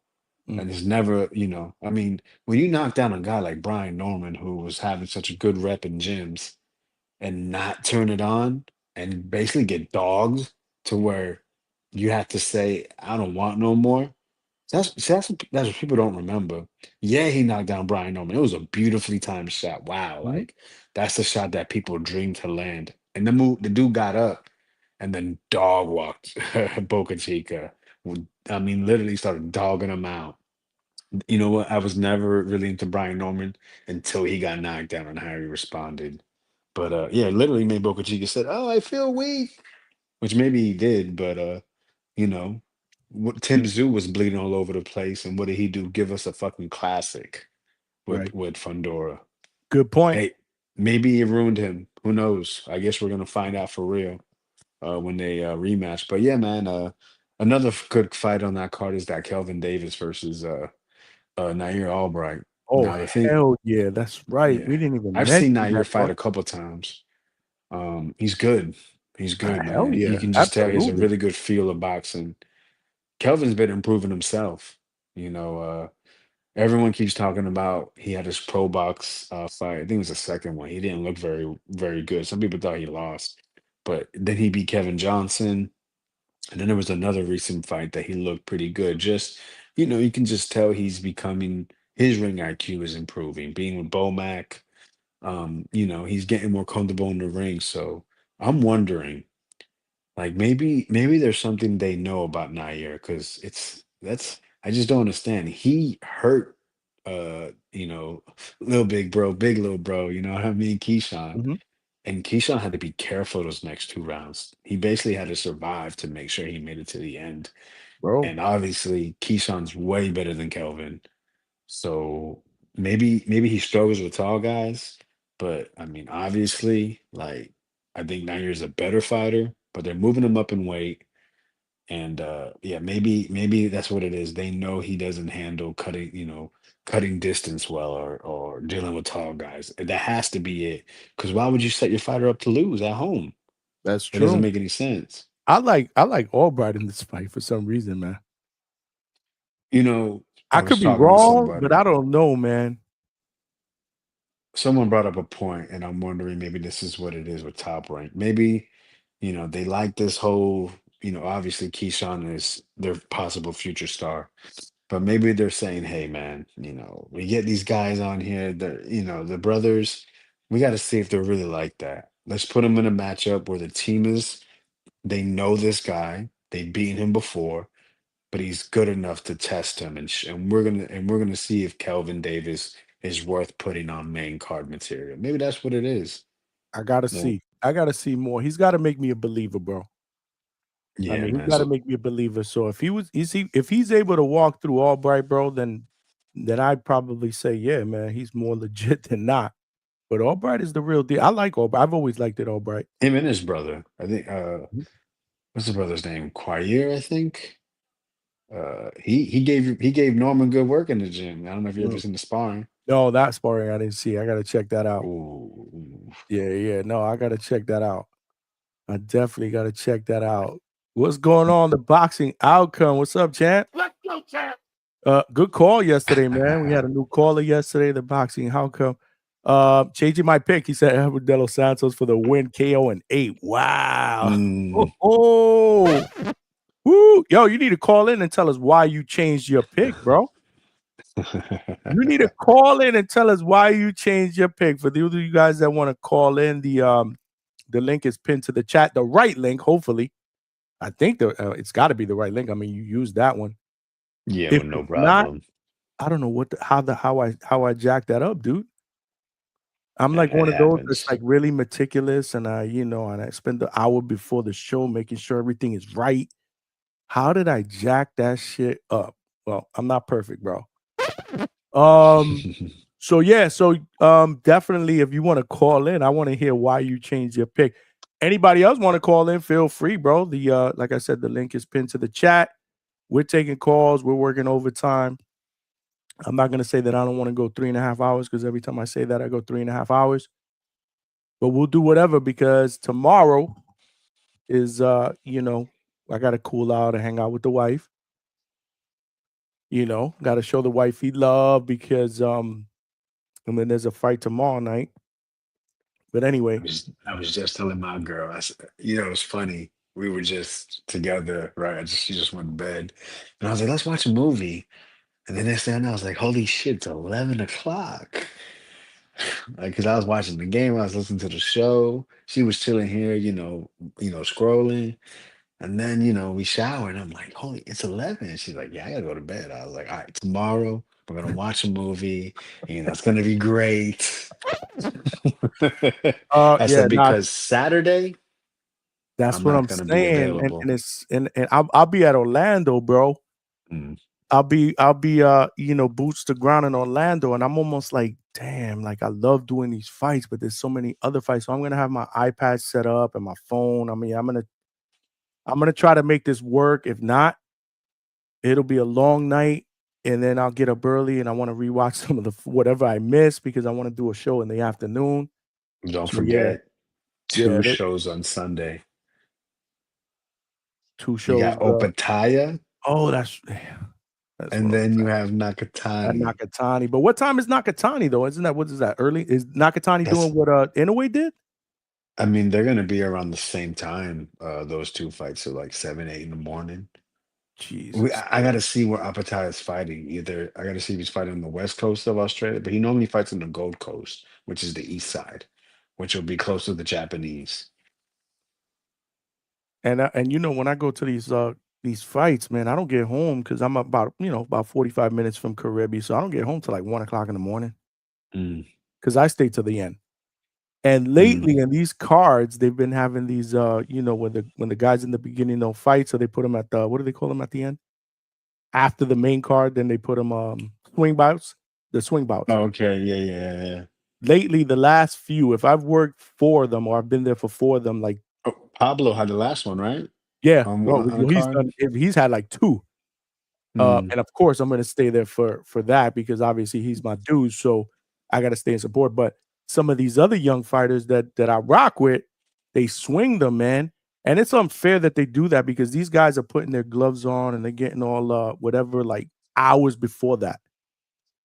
It sucks. It really I'm back there, so I'm seeing this and they're complaining about it, and it's just crazy the way they do it. But yeah, these swing bouts suck because then I'm ready to go after the main event, but then I got 2 more fights that I want to stay. I want to support these guys. I don't want to just leave. So I end up getting home after 1 o'clock in the morning. Then I'm charged up. Then, whatever little videos I have, I'm trying to, start the editing. So those are long days for me, bro. I'm too old for this shit, bro. No, man, we need more cards, bro. That's really what it is. These guys shouldn't be doing that. But that's the thing. Like the Pro Box one was priced really well. I mean, those seats I sat in were like $30. You know what I mean? Mm-hmm. So like that was cool. I That could have was bought a cool. whole row and brought people if I wanted to. Yeah, no, that was cool. That was cool. I expected more people though. I Bro, thought it that would shit be more was closer to a dead up where sellout. I was. Yeah, up there where you got like down in the bottom, it was popping. But where you guys were at and me looking up there, I'm like, damn, there's a lot of empty seats up there. Like I was not expecting that, especially that I think they closed off half of the arena for that. Almost half, yeah. Yeah, that's what I'm saying. That was kind of weird. That was kind of weird, but it was good. They It was a couldn't good fill event. it. Huh? They couldn't fill it. That's what I'm saying. I don't know why though. Like, well, I mean, I guess I know why, but I mean, Lubin was fighting in his hometown. It's been too long. Yeah. Yeah. I mean, most of You those can't. guys were from Florida too, Yeah, Valsain. Ain't he from Orlando? Alsane, well, Najee's from Atlanta, but he trains Yeah, but in Plant City. what relationships has he made in fucking shitty ass Plant City? Bro, Plant City's so crappy. I would never tell anyone to visit there. What the city of Plant City? Hell Oh, yeah. I don't go there other than to go to Pro Box. I mean, I got my own issues here in Winter Haven. So Plant City is Winter Haven times 50, bro. is it worse? Oh my God, dog. So we went to Pro Box I'm in for and out of Pro Box, bro. I don't frequent Plant City. Hey, I'm So gonna tell you this real quick, right? We went to plant. We did the first show ever in Pro Box, in the White Sands Event Center for TVV, the Boxing Voice, right? right. Well, yeah, that's So Pro Box. yeah. We You did the guys did first it one. there. We did the Oh, first okay. event ever before they opened up and did their first show. We did it. We went there. So I had just joined the community at this time. This is late 2021 probably. And so I didn't really know the guys of the community too much. But so I was talking to his co-host and they're like, listen, we got a deal, but it's in Lakeland, it's 30 minutes. And I was driving, I drove from Palm Beach to Kissimmee, basically, right? So that's 2.5 hours. And then from there, because I was picking up my boy, my son, we drove from there to freaking Plant City, which was another hour and a half, 2 hours with traffic on the I-4 because they were doing a bunch of construction. So this is after work. So I did that Friday night. I was like, no, I'm gonna stay in Plant City. I'm not gonna drive there to have to drive again because I don't want to do that. So I got this hotel literally like right behind the Pro Box facility. It was called like Nights Inn or something. So I go there, there's a bunch of little guats moving with a bunch of little white girls. I'm like, all right, whatever. I don't really care. Like I'm just here to, put my head down. I walk into the room and I just smell mold like a motherfucker, bro. It was just Sounds about mold right. like crazy. So then I go to the sink, and as soon as I turn the water on, roaches will go crazy. Oh, I would have been I out, go, bro. I don't know how I you said, slid nah, there. nah. I said, no, I did it. I said, Oh, yo, okay. boy. I said, yeah, I go to, I said, yo, y'all say no refunds. Y'all giving me a refund. She didn't even like battle with me. So then I'm calling. I call like 5 hotels. It's like $400 a night in Lakeland, or Mhm. like 250. I'm like, I'm not really trying to spend that. Thankfully, I found a place for like $90 in Lakeland, and it was beautiful. I mean, it was simple but super clean, and I was right there, like next to downtown. $90. I was like, holy shit, that's amazing. But Yeah. Lakeland's completely different. I Oh, it's went there. night and day. I loved it. But anyway, like I'm not even talking boxing anymore, man. My I bad. know, I know. It's all good. It's all good. Yeah, Lakeland. I wish I would have known. Noon. If I wish I would have known about Lakeland before. When I was trying to find a house to buy because I was probably bought in Lakeland instead of Winter Haven. I mean, I got a good deal and I got a new built. Mm. So I'm good, but I probably could have got something reasonable in Lakeland. It would have been nicer. We go to Lakeland all the time, but It's not yeah, even we that digress. far. What? So it's not even that far. No, it's right around the corner, man. I got a friend in Lakeland, so we hang out there all the time. Attorney Bailey said, "Pro box fights are usually exciting. Very. I mean, Wait, I love them. ain't the Paldo fight this weekend too? Aldo fight. There's a pro box fight. I saw a card in San Antonio though, so they outgrew the Plant City facility. So that's just a full time gym. So Yeah. Najee, Val Saint, Valle, the Valle brothers. Edgar actually trained there for the last fight. Now they're in Boulder, so they're not in pro box, but it's a full time training facility. Yeah, they don't do fights anymore.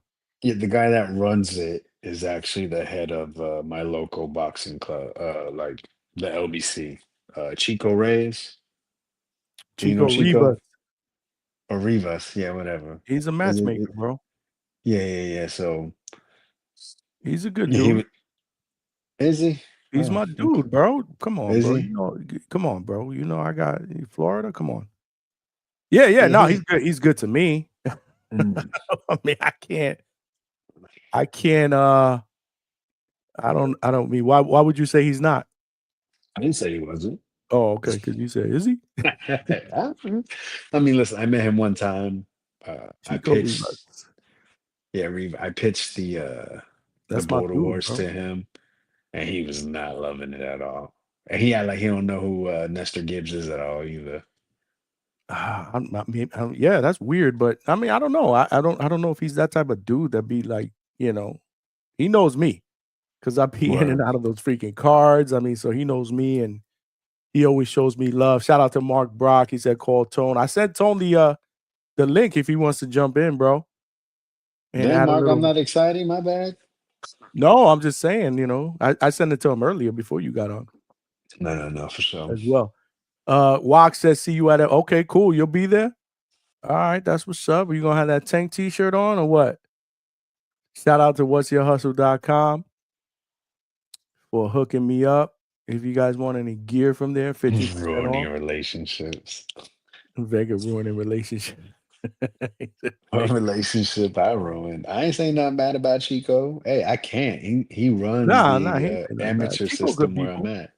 I just think I Maybe don't know if Chico really knows about like the boxing voice. He doesn't look like that type of dude that really would. He probably wasn't bullshitting. You probably don't know who the hell Ness was. nah, cause Ness be up in there. Man, you know Used how to be. I was about to say, when's the last time Ness probably been up in there? Ness Nah, is you're Ness, right. Ness is too bougie right now to do these fights and all that stuff. I mean, Well, he was Ness was supposed, going to pro box consistently for like yeah. How four many years ago? months. That was like what? No, he was just in Florida last year. Before I started doing this. Uh, yeah, that's it. He's done though, because he hated the drive. He's too bougie, bro. I tell him that all the time. He was supposed to meet up with me in the WBC convention. We're gonna hook up at the fight. They probably would have got him a spot in the Stadium Club. I don't know if you've ever been to the Stadium Club in Caribbean. He's actually done a live fight chat from there, I believe, or a show from there with Danny. I remember, and Yeah. they would have hooked him up, bro. Like they will hook Ness up, and I text him that day. It was on that fight card was on a Friday. And I'm like, yo, what time you gonna be there? He's like, oh no, I'm gonna be able to go. It's far. I'm like, bro, like really? Like we was supposed to hook up, whatever. So anyway, I worked the card or whatever. I did the card, and he didn't come, bro. So I give him shit about that shit all the time. Yeah, no, nothing's Alberto ever say, I set in like you stone and with Nesta Vega. Gibbs. What was that? Nothing's ever set with Nesta Gibbs. Oh, I Nothing. learned that. Yeah, I've learned that the hard way. Yeah, absolutely. I said, I don't need you, bro. I don't freaking need you anyway. But it would have been nice, That's why I met Ness at a fight card. I had a credential. And I introduced myself to. That's why I first met him. I introduced myself to him, and we started talking or whatever. And then the next time he came down, he had one, and Danny had one, and then I had it. That's when we really hung out and really got to like, okay. And he saw some of my stuff, and he said, wow, you're doing some good things or whatever. So, but yeah, I met him at a fight card, but you'll never see him at one now. Yeah, I don't know why. I guess once you've done them done enough, you just get over it. I gotta be honest, it's not easy, man. Like I said, I mean, at least me. So when people ask me, like, oh, when you get a credential to these things, like, what do you do? You're just sitting down. I'm not sitting down watching the fight like that. No, not if you really want to get work done. No, I'm trying to get work, right? I'm trying to make contacts. I'm talking to people. I'm walking around. Oh shit. Oh, what's going on? Like I'm moving around. Kissimmee, I'm going to the second level to hook up with y'all for a little while. I'm coming back down, running down. Oh, let me go down because this dude finished fighting. It's and that's just the way I am. I'm trying to work. So it's really not enjoying. I don't enjoy. I probably enjoy in these fight cards. I'll enjoy the main event, like the main event. Then I'll sit down in a seat or whatever, and then I'll watch the main event. But other than that, no, I'm not really there to watch the fights. I'm there to put on work. So I get why he doesn't do it, but he doesn't work anyway. The last time we were there, all we did was hang out and talk shit. Ness doesn't need to do that. I do. And Because a lot I'm of up people and come coming. up to him. Huh? Yeah, exactly. People come up to him. I'm up and coming. I'm trying to meet people. People come up to him. It was different. But if I ever get to if I'm ever lucky enough to get to that level, and I wouldn't say if, I say win, bro, because I'm driven to win.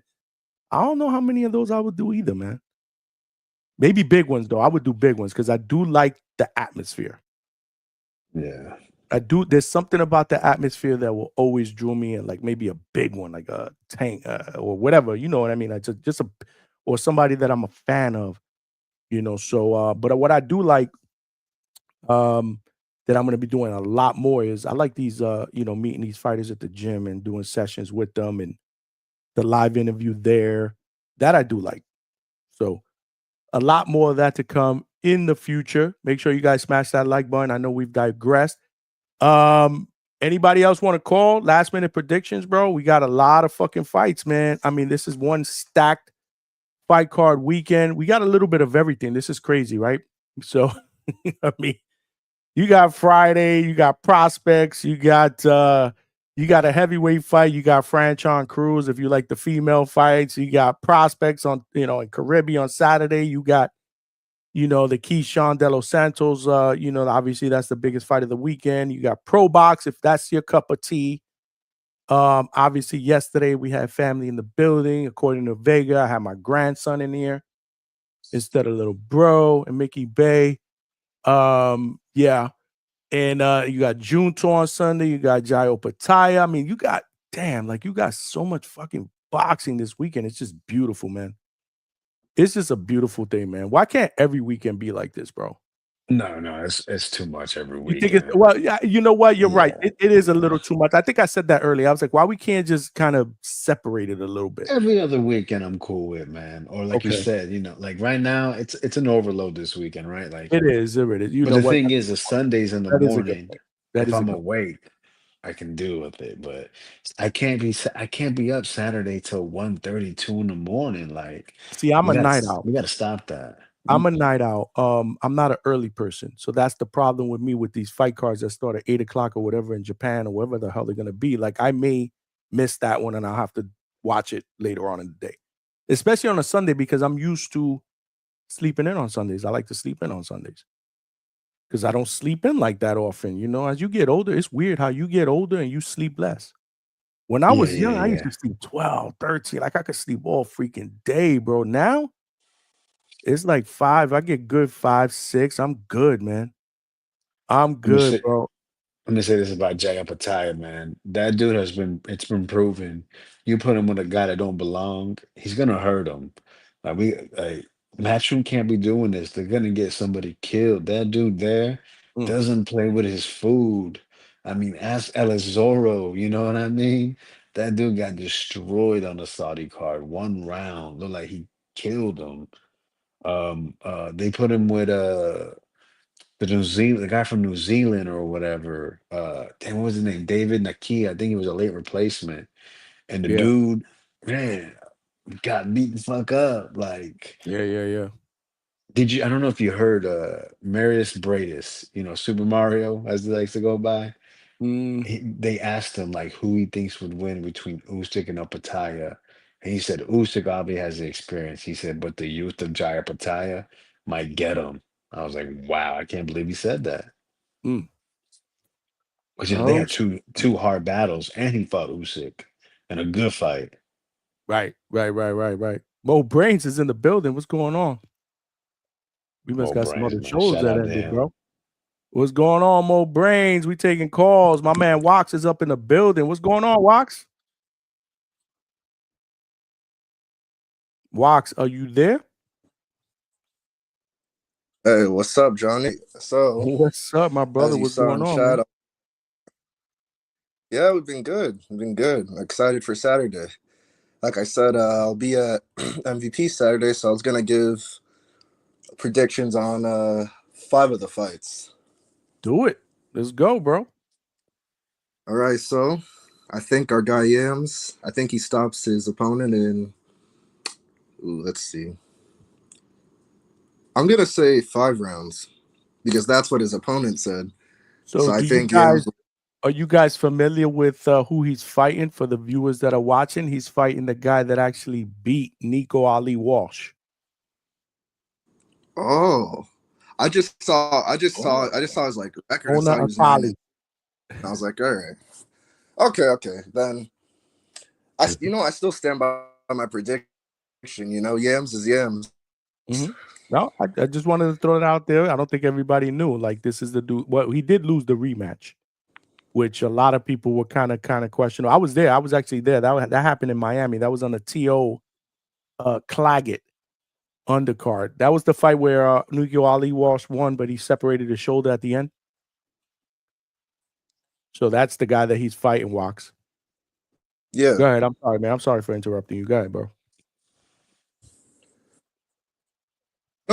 You're good. I didn't know that about him until you said it. So, all right, okay, and then for Chop Chop, I think he gets a unanimous decision. Chop Chop Chaparro. I don't. Yeah, I don't. Yeah. I don't think he You're has any breaking up. You're breaking issues up a little bit. You're in breaking up that a little fight. bit. But yeah, I mean, we never know about. Wait, hold on. Let Watch. me rejoin. Yeah, you're breaking 'Cause- up a little bit, and I want to make sure I get your call. So yeah, jump out and jump back in. Yeah. Yeah. I forgot about that MVP card. What was that? I forgot about that card. Jesus. I love those cards, bro. That's why, dude. That's what drew me in, bro. My first ever credential was in most valuable prospect. They're up to 13. I think my first one was shit. I gotta look at the thing. Might have been 3. Like they were just getting started with these prospect cards, bro. I did Alexis Chop Chaparro's first post fight live interview. That because I was there for his pro debut. You know, he fights for MVP now. Amanda Serrano is his manager. So right after his pro debut, first round knockout, I caught him in the back and I did like a quick 3-minute, 4-minute. It was terrible because I was just getting started. I look at that all the time. I was like, oh my God, I was so bad. The question was bad, but whatever. But he remembered that. And he's not really an interview guy, but I had him on the show, a few months back, and he said, I don't really do these on podcasts, but I said, if I'm gonna do a podcast one, I want Johnny to be the first podcast I go on because he did the first interview after my first pro win. Shout out to my man Chop Chop. That's pretty cool. That's how we do it here at the Hangout spot, bro. We got my brother Mo Brains, bro. What's going on? $10 super chat. Saturday night, a new star is born. Keyshawn by KO. Okay. It's strictly business. Yeah, man. I like it. I like it a lot. I like Keyshawn, bro. Alex, are you feeling me here, man? Like I'm really when you first jumped on, you really buying into this Keyshawn. I do, man. I love the bravado. I love the confidence, bro. Shout out to you, Mo Brains. I appreciate the support. We won one super chat away from hitting our goal. Let's go. Let's get it. Let's get it, y'all. Help me get a good meal on Saturday. Boots to ground, bro. Boots to ground. Alex, hold that thought because I want to come back to you, but I don't want to have my man Wox waiting because we also got somebody else in the back room. Wox, talk to me. All right, let's try this again. If it messes up again, I'll just. You sound really, really good. Talk to me, bro. Shoot. All right. So, like I was saying, I think Chop Chop gets the decision. Okay. I think Tony Aguilar gets the decision. Another one of my guys. Okay. Yeah. No. Oh yeah, 2 good fights with Marksman. I was there for both of them live, but I think this one he gets it done. And then the main event, title fight, and both fighters are like dangerous. They wanna fight. So that one's hard, I'll be honest. Mm-hmm. You know what? I don't usually say these, but I'll go Beatrice Ferreira split decision. Wow. Okay. That's what's up. I like that. This is for the IBF lightweight title, right? For the female. Yeah. IBF lightweight title, yeah. Yeah. Beatrice Fiera. They're both named Beatrice or they're both named So one of Fiera? them is Fieria and the other one is Ferreira, I think. But what I've been saying is Fiera against Fiera. Yeah, so I think it sounds very, very familiar. Good luck to the ring announcer and the commentators on that one.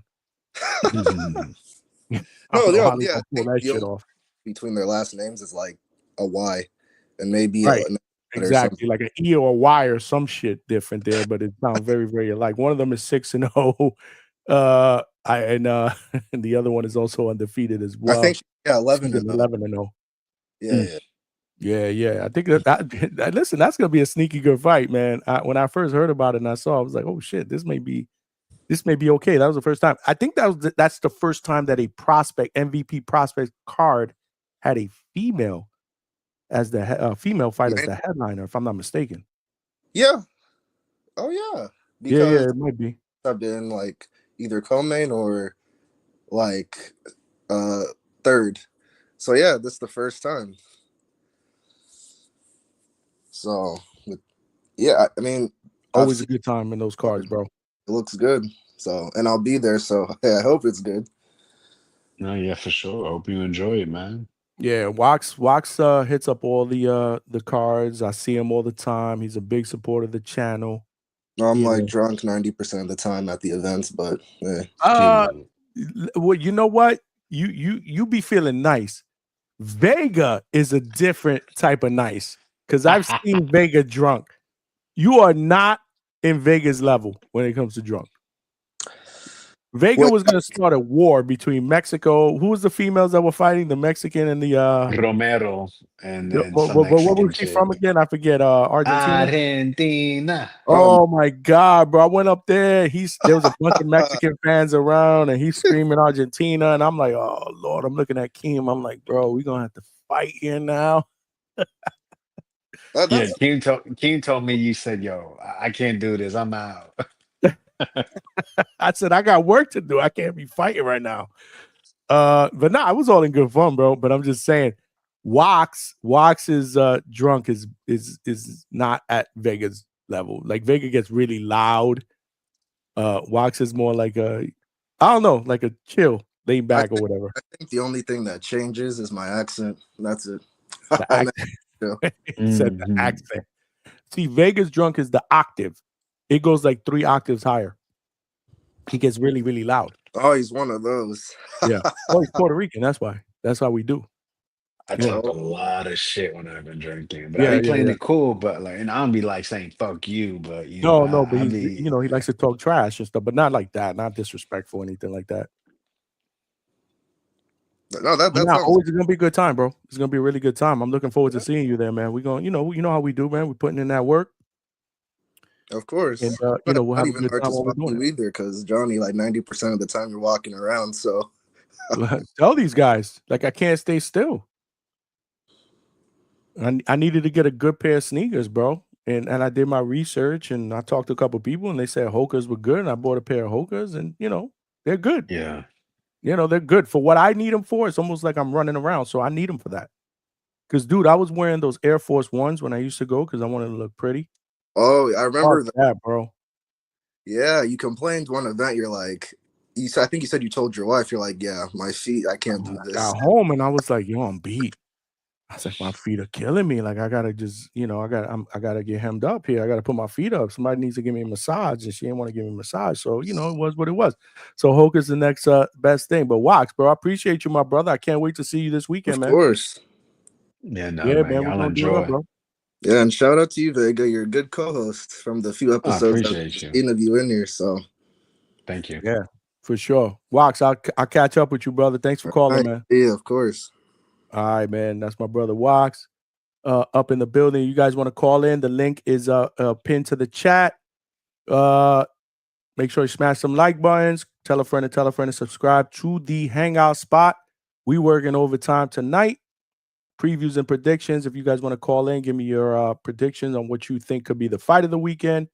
What goes down with Keyshawn and De Los Santos. And let's look at our poll real quick. I put a poll out when the show started, who you guys think will win between Keyshawn and De Los Santos and how. Right now, 34% says that Keyshawn will win by decision. 40% feel like he will win by KO or stoppage. Only 4% feel like De Los Santos will outbox him to a decision. And 22% feel like De Los Santos has enough crack in him to win by either KO or TKO. Keep those votes coming in. And let's not forget, we are one super chat shy of hitting our 10 super chat goal. So you guys can hook me up with a nice meal and maybe a drink on Saturday. But we got my man Malcolm. Malcolm, what's going on, brother? Malcolm. Fellow Rican.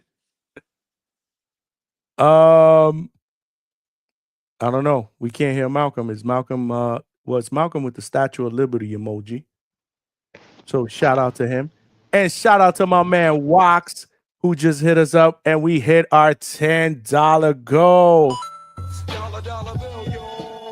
Straight cash, homie. Another good show with the fire emoji. I appreciate you, brother. I love doing these, but more importantly, I love interacting with you guys. The support, the chat, the calls have been absolutely amazing. I appreciate all of you guys. But what's up, Malcolm? Talk to me, bro. Are you here? Maybe not. Hold on. I think let's get him in here. What about now? Holy shit, I got two. Damn, I'm on the panel twice. All right, we good. I think Yeah, you're on the man, right audio way, issues, bro. I had to figure this shit out. What's going on, Malcolm, with the Statue of Chilling, Liberty man. emoji? Chilling, man. You know what it is? It's as soon as I have the tab open, if I click anything else by mistake or I go to another tab, the audio fucks up completely. I don't know what it is. I don't know if it's the headphones. I have no idea. But Are you using hey, the man. KBC Bears? Hell yeah. That's why my audio's so clean. No, you sound That's good. my- You sound good. Yeah, you Yeah, sound good. appreciate y'all, man. But hey, we on the Florida spot, man. I gotta call it that. You know, it's not the hangout spot right now. As long as Vegas here or any of your Florida brethren, you know, it's the Florida spot. Shout out to you, Vega. You're an Getting amazing good feedback, bro. panelist, You got man. people that saying he's a good co-host, bro. Yeah, he good. As long as he not up here drunk after what y'all just said. Nah, I don't know if we had Trump Big on here, bro. He'd be too loud. Nah, you should probably do it then. What's funny, man, I heard y'all saying it. I'm like, fuck, he one of those angry drunks that's punching holes through the wall. I'm like, damn. No, But you not saying he's fighting. loud. Not fighting, loud, which could Oh, lead so to hey, a fight, depending on yeah, who we'll get you're around. along. We get along. We'll definitely get along. Shit, I fuck with Vega then, man, because I talk shit.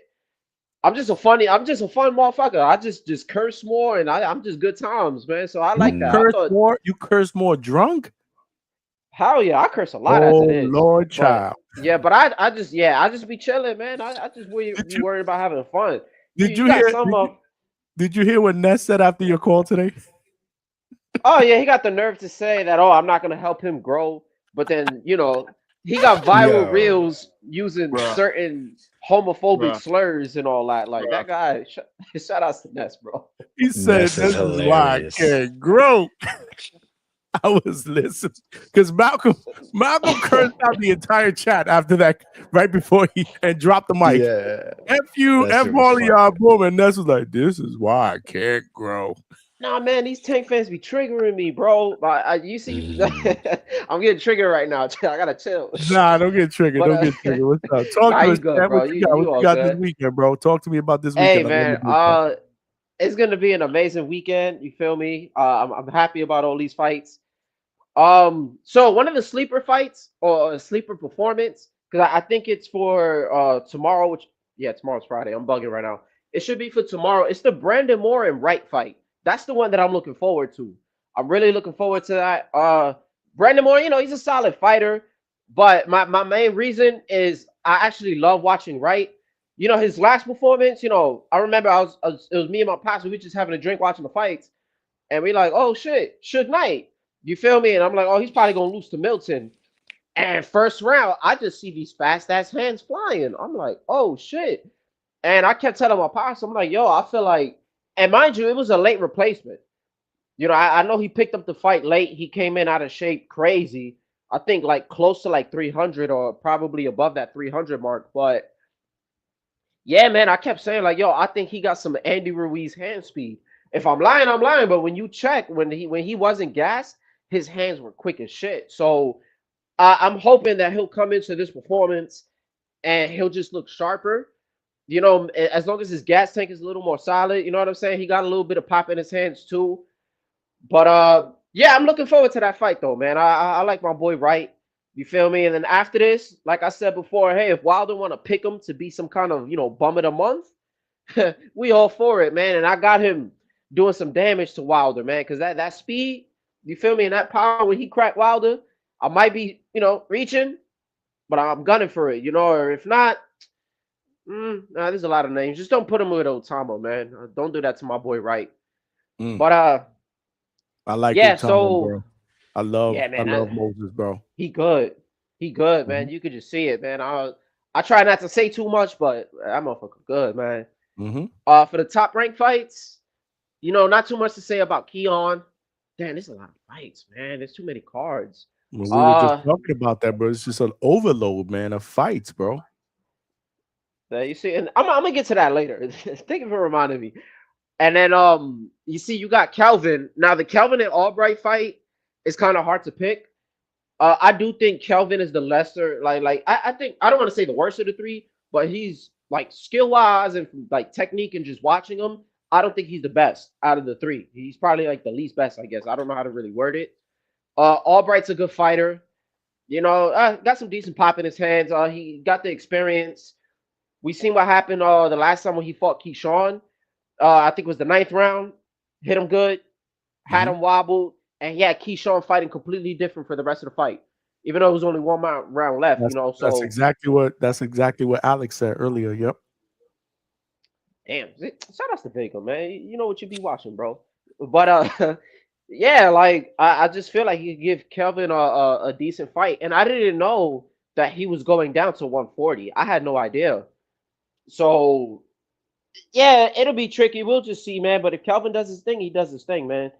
So shout outs to them. Now Keyshawn and Edwin De Los Santos. I got Keyshawn obviously, but low key, I'm gonna end up and I'm gonna try to bet it. I'm gonna bet Keyshawn by knockout because everything is telling me now that we don't have the rehydration shit and it's just a straight up fight. It's still a guy off of a layoff, coming off of a life threatening injury and a loss. So it's just not adding up to me. And we have this one thing that we always say in boxing: inactivity kills fighters. So I'm not expecting a guy who's been off for like damn near 2 years to come in and give one of the top 135 fighters a hard time. And also my other reason for going for the knockout is because my heart is telling me to go for the decision, and I tend to get shit wrong every single time I bet. It's always that one part. It's always that one fight that cooks my parlay. So I'm like, yo, you know what? Let me just go against the grain. So I just bet on the Keyshawn knockout, man. And hey, that man Abdullah Mason, he getting him out of there. I hope he does it faster than Ernesto Mercado. I hope he does it faster and he takes out Nakatilia. But Hope he does it shout faster than out. Morataya. You said who? Morataya. Raymond. How fast did Murataya do it? Because I know In the Mercado second did it in round. 2.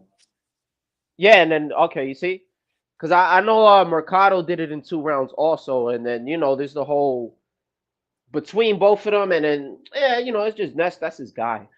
So I just need Abdullah to just do it fast, so I don't gotta fucking hear him talk about Mercado. So Malcolm, yeah, man. before you get off the whole Abdullah thing, did you see the press conference when Keyshawn pressed him? I was gonna say that. That's what I was Okay, about to bring go up ahead, right now. take it away. Yeah. Take it away. Nah, I appreciate you, I bro. want to get your Good man. thoughts on it. That's why.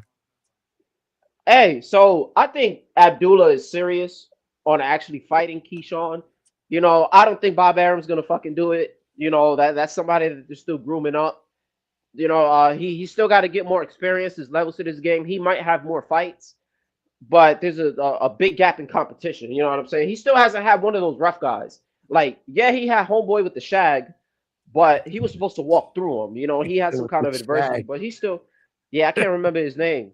Can't remember his name, Johan bro. Vasquez, I He believe. said with the There you shag. go. No, I love it. Yeah, my boy The had the arrow cut. shag, man. My boy had the shag. His shit was crazy, bro. And yo, the knockdown. To be honest, Abdullah got him out of there quicker because homeboy messed his leg up.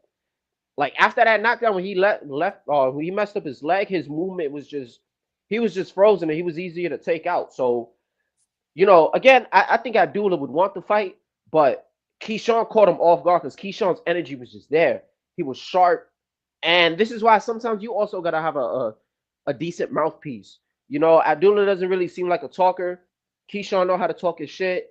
He just had this man froze up, and then he was just quick with his replies. To To be honest, it kind of reminded me of Tip and Lobo. You see how Tip was just on it, like with every little thing, and then Lobo was kind of like his replies weren't as sharp. It was kind of like that. So I liked it though. Really?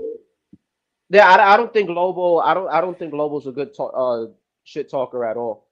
I don't know, man. Nah, I thought Lobo was coming with fire, bro. nah. I just see he looked angry. Like he actually looked genuinely upset. And then I would hear Mm. it's just Tip was more calm and more in control, and he was just more wittier with it, you know. And Lobo ain't really get no momentum until like when everybody else started chiming in, it would help him. You know what I'm saying? But if it came to like if they had to both sit down and talk shit to each other, like and do a regular face off, I would kind of favor it on Tip's end, just off of wit.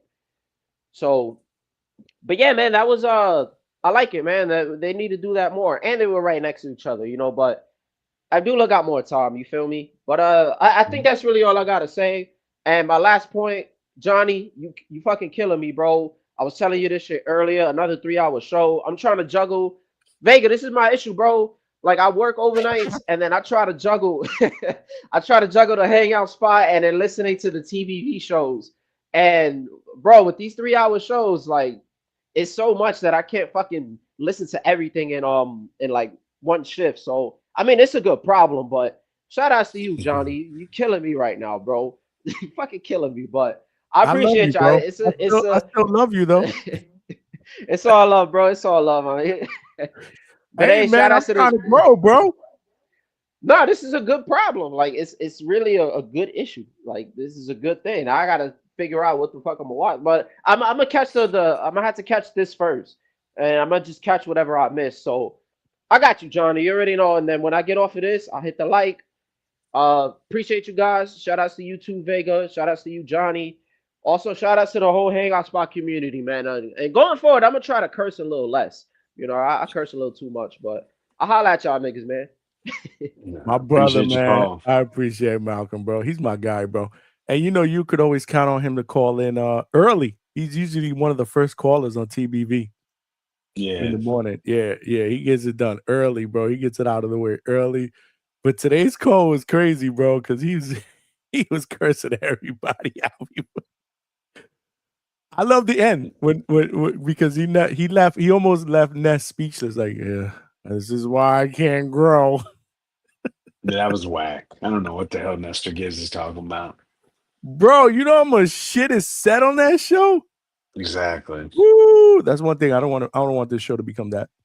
That I That's why don't I'm want. glad Spider Rico got fucking kicked. Oh God. Even I remember I sent him a text message. I'm like, really, dude? Like, you're allowing, like, come on, man. But that's the Like, thing. and The I don't get community caught up was in that Vega. pained. I usually don't get caught up in that. I'm not that at this age in my life. I'm like, I don't pay attention to these dudes or whatever. But it got too consistent, and then the female started getting brought in, and that's when I was like, yo, enough is enough. Like, nobody wants to hear this nonsense. So whatever. I again, I hate being that guy because I don't want to, but it just wasn't kind on the ears. It was almost at the point. One time I just shut it off. I'm like, yo, we're done here. Yeah, we're done here. Yeah, like whatever. But and I love Ness. It's nothing to do with Ness, but you know the deal. He said, Emmanuel G said, nah, for real, TBV Hatrix in the hangout spot. It becomes hard to keep up. Yeah. I see Hey, I like. Marco went live at the same time. It's like, come on, man. We got to do better than this because Oh wait, it's listen. That's what I'm saying. Like, I can't think about that. Because if I'm really gonna think about trying to find a time, it's hard. Everybody is trying to do yeah. their, so I'm doing me, and hopefully people rock with me. And if they don't, they will. Like, it's just I picked 9 p.m. On the weeknights purposely because I'm like, Ness does his evening shows at 7. Usually, hopefully he's done by 9, 9:30, and then I go on and I do the late night spot. But he goes on late sometimes and he continues to go on late. I can't worry about that. I got to continue to build my own fan base as well. You know what I mean? But I'm just saying that's how I've noticed you, Ryan, Marco, Tone. You guys are all going live at the same time. It's For me, I can't support everybody. I know, no, I get it, but for me, it's I work full time during the day, so I can't do Right. days. You know, I would love to maybe do a midday one because I noticed there's a little bit of a lapse midday, but I can't because I work full time. You know, so Yeah. for me, it's the evenings is the best. Plus, I do interviews, so a lot of times in the evening is better for me. People will want to come on in the evenings, right? These fighters are training during the day; they'd rather come on in the evening. Mhm. So for me and what I want to do with the hangout spot, it works for me. Plus, I'm thinking like if I continue to grow, I want to take this night spot. Not take it, but you know what I mean. Have a good audience for the evenings. Late night evenings, we chill, laid back, it's late, you know, you get your beer, whatever, you know, you drink, we chill, we talk shit about boxing, we take calls, we do interviews. But you know, it sucks, right? Because everybody is but I would say this consistency is key, right? You know, everybody goes on and they're not. I'm trying to be as most consistent as possible with the time. You know, 3 times a week in the weekends during the day. I will do like on a Sunday during the day when nobody. So we're trying to figure this out. You know, we're trying to figure this out. But at the end of the day, you got to get your own fan base too. You know, you can't worry about what anybody Yeah. else. I'm not worried about what anybody else is. I'm worried about what I'm doing. No, for sure. Like You I know, that's love the Ryan mentality I Fraser, have. but he goes live like at 10 o'clock at night. I'm like, dog, how am I supposed to? And then, Yeah, like you know, I you can't. know, in the Yeah, morning, I I can't got worry like about that. I don't have a long commute. It's like 20 minutes to work. So it's like, bro, I get like a little snippet of what he doing. But I love Ryan. Ryan's a great boxing mind, knows a lot, Oh, I love you Ryan. know, I've had him born on in the here. game. Yeah, no, Ryan's one of my favorite co-hosts on TBV for sure. If I had a rate, if I had a rate. Uh Mo Brains, my brother, bro, came through with the $20, bro. I'm working on it, Mo. And this super chat for $20 involves my man Vega. He said the chat demands drunk Vega on the stream. Are y'all ready for that, bro? They're I not. mean, They I don't have no know. problem with it if he wants to come on and show y'all that side of Vega. But I'm telling you, y'all gonna need earplugs, bro, because he gets really loud. Bro, I mean, you ever heard him call me White Claw Vega? Like I've heard somebody call you that in the chat or something. Yeah. That's who White you Claw met Vega. that night. Yeah, but you weren't just drinking that, bro. You drinking all kind of shit because when I went up Yeah, there, yeah, you yeah, had yeah. I was you had drinking a everything. Stella, Yeah. you had a White Claw. I must have went up there 3 times. So for the chat, I went up there 3 times and he had 3 different fucking drinks, bro. I kid you not. This is nasty. I And I just think try to I drink told you those that. You because don't they're remember. less calories. I don't think you remember. I said, bro, this is the third time I come up here. You got a different drink. And I think you said the same thing you just said. You say, yo, there's less calories in this. Because the last one was a White Claw. That shit is a 2-pack of ass. Now go home and smoke some Man. more crack. Oh man, I had a good time. We gotta do that again, like without if I do. We just hang out, Yeah, no, you for know, with the sure, ladies, bro. whatever. We go out and hang out. I think that would be dope, bro. Because yeah, you know, I like to have my beers too. But like, again, when I do these things, I can't. I'm moving around so much, so I can't. I'm concentrating on work, Yeah. so it's hard for me to kind of, you know. I really don't. Honestly, I don't really drink and stuff like that when I do these fight cards because I'm working. I'm Hell getting no, that you work in. can't. Yeah, you can't do that. Nah, especially if you're going back, you're trying to get a quick interview, you quick with it, right? Like Hmm. I gotta be coherent, man. If I'm drinking and stuff like that, I'm not gonna be at my best. And I don't want people to look at me like I'm sloppy or look at this dude. Like, you know, he don't know how to act. Mo Brains, I appreciate the $20, bro. Yo, you the man, bro. You are the motherfucking I thank think you, he man. said he was gonna be at the Keyshawn fight. I think it was Who? Mo Brains. Was he? I believe so in the chat. Uh Yeah. I didn't see that. Manuel LG said Vega Yes, came I through. can. Oh well, Yes, I can. hello. Hello, Lord Mac and Cheese, the train. What up, my brother? My man. He says, Sup, Johnny. What up with you, bro? What up with you? The tracks. I like now that Ryan is talking more. Yeah, I like, you know, Ryan is very, very reserved, but Yeah. he's getting a little bit more vocal. I noticed that too. Actually, Malcolm, that's a good. I'm glad you brought that up because when I first started talking, seeing Ryan, I'm like, man, Ryan is just so reserved and quiet. Like you Like got to you. speak up a little bit, huh? Like you. In the beginning, or Man, well, I don't really go to there this that day. much anymore. Or on the boxing voice, you mean? Yeah. It's hard because you don't want to. You see, you got to remember, I'm a perfectionist.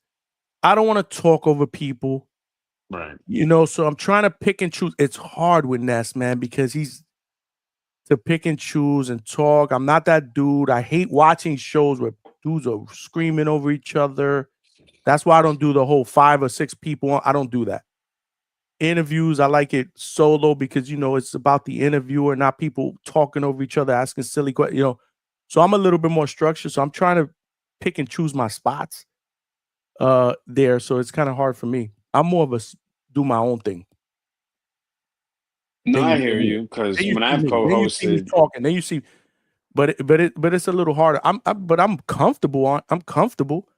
It's just like I would be more comfortable with just 1 or 2 people, not 4 or 5 people. Then that gets yeah, difficult. it's The difficult. fight No. chats, there's just too many shit going on there for me. Um, you know, but I've had back and forth with Ness when he shits on me with my fight camp crap, and I'm calling him a hater or whatever. But yeah, I'm not a big debater or drama.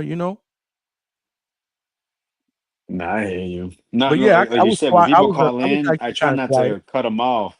Like get your little bullshit off, or whatever, and then I'll talk shit about it later. Yeah, like I said, I hate cutting people off. I hate when they come. It's all about chemistry. You know what I'm saying? Like, even with the interviews, like you got to know when to ask a question. When you got 4 or 5 people, you don't know when to get a question in. So that's why I like to do my. I have a flow and a style that to me works for me. And I've gotten good feedback from the people that I've interviewed. Like, oh yeah, you got good questions. You allow people to talk. Like this is what it's all about. Like it's a conversation more than an interview. I like to look at it as it's a conversation, bro. We just kicking it. So, but yeah, I can be quiet, but sometimes I can be vocal if I really want to. We got to get you on there more around one, man. Y'all got good chemistry. Who? You in round one, Edwin. Now you Don't do that. Don't do that. nah, he cool. I don't have a problem with him. I don't have anything Whoa, I against him. never said you had a problem, sir. I know I don't have anything personal against him. I just like I said, it's just it's just a chemistry thing with all of us on there. Just to me, it just doesn't work. Shout out to Tom. It gets a little uncomfortable. That's all, especially with what's going on and stuff like that. So, just let shit play out, man. You know me, I'm chill. I'm chill, man. I don't want no drama, bro. I want to I say don't this want no though. drama, bro. So we got Paldo fighting the former title challenger Juan Carlos Burgos, right? It's like a little bit of a setup, I feel like, because listen, Juan Carlos Burgos, you look at his record, not really dazzling. I think he Mhm. probably has close to 10 losses, if not 10. But I I think it see him does. fight Xavier Martinez. He's tough Double-digit work. losses. Yep. Well, 8. I'm sorry, 8 and 3 draws. Oof. 8 Yeah, losses and man. 3 draws, bro. So, but don't let that shit fool you. I agree with you, Vega. And never been stopped. Right. He's a Now, tough dude.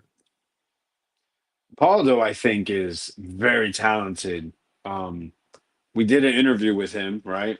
I had reached out to him, and he was very difficult to get a hold of. Wow, like super difficult. But I don't know. I remember that interview that you jumped on the panel for Vega. I had him here like 2 or 3 weeks before that. Like, why you just didn't tell? I had him here solo. You should have told me. No. Listen, he was responsive. And it It was was a great just interview. getting him You on didn't see there. that interview that I did with Justin Nah, Powder? nah. So I you be didn't know. I slipping, missed bro. it. You be He was you in a you better be mood, huh? Because Oh, he was in a great mood. I had him on here like almost he was not, bro. in an I hour. think it's the weight cut, bro. I think it's the weight cut. I disagree. I think it's the vibe, bro.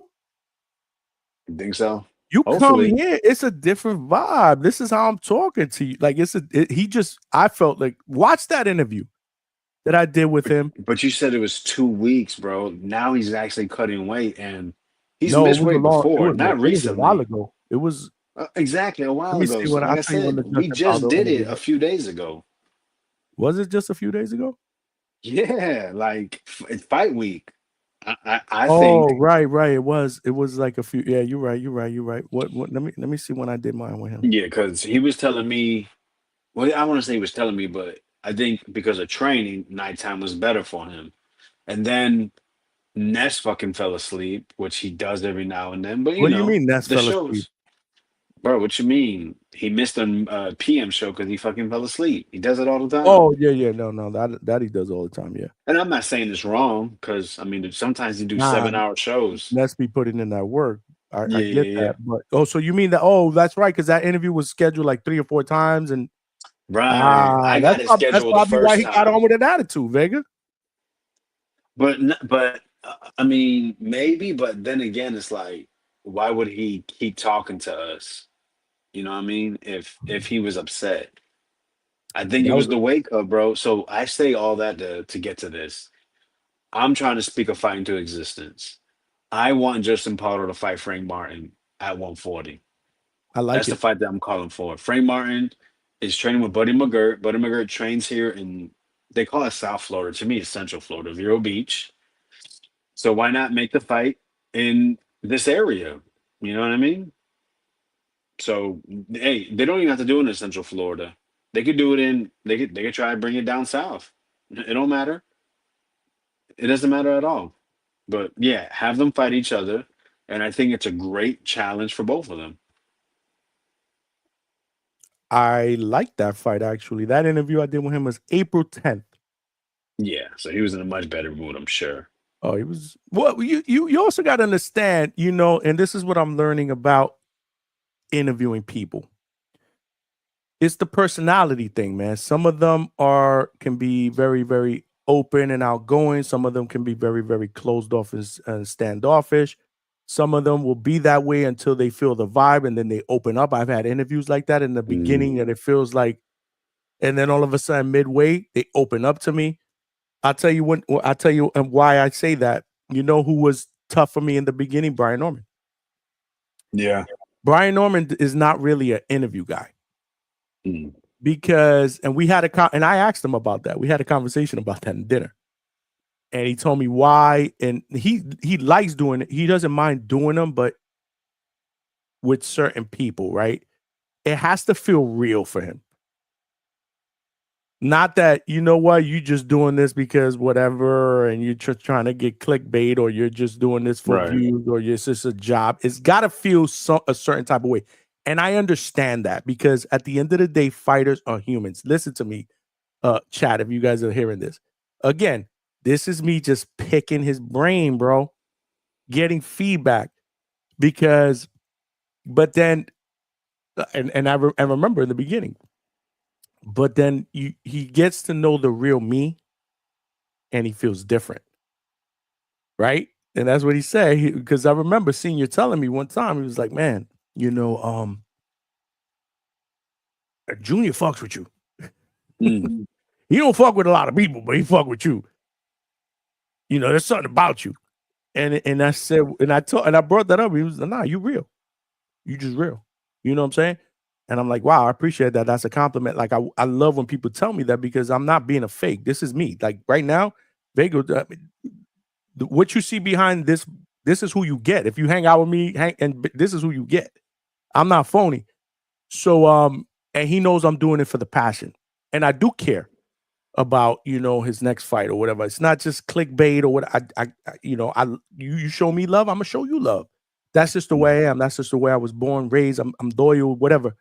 But I felt like that Paldo interview was good, but he's also that type of dude that's not gonna give you. He's not gonna give you a lot.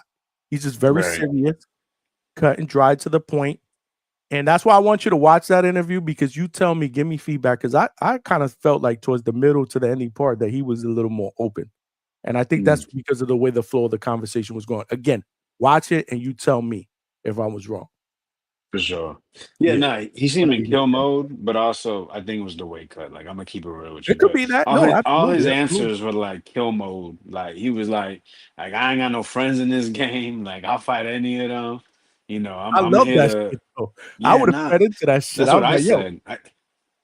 feed into it. They like that shit. Be like, damn, I love that shit, champ. I love that fucking answer. They like that shit too, bro. Like, they're human beings and they, they keep I'm it a rooting for buck, him. bro. I want to see him stop Burgos, man. I hope he does it because Hope he's so. a dude that they kept him out. Then they tried to bring him in, to fight Rolly. He missed weight. They threw him away, and thankfully he got the opportunity with Pro Box. But that Rakhmadov, bro, if he doesn't knock him out, he probably just would have still been just fighting, some guy we don't know. That I think that knockout of Rakhmadov, even though Sugar Nunez did it first, but for him to do that, the way it was complete domination. If he's able to get a string another knockout, I think Gary Jonas really tries to get, I think that'll help him get to, a top rank show or a PBC show. You know what I mean? I agree. I totally agree. And I think he would Because deserve that's how Pro it. Box seems He's to a work. violent puncher, man. Mm. And it seems Like- like he's finding his way. He's Mhm. moving into that. I found my way now. And that's what I told him. I think I told him that during the interview. And I actually asked him, do you feel like? And he was like, absolutely. What did he say about the Madueno Like fight? huh? What did he say about the Madueno fight?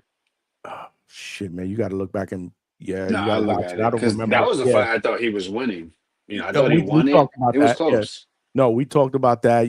Go check it out, Vega. I do want your feedback on that. I just want you to see if you saw a different person, if you see him change. Because again, in the beginning, he was like, "Yeah, what's up?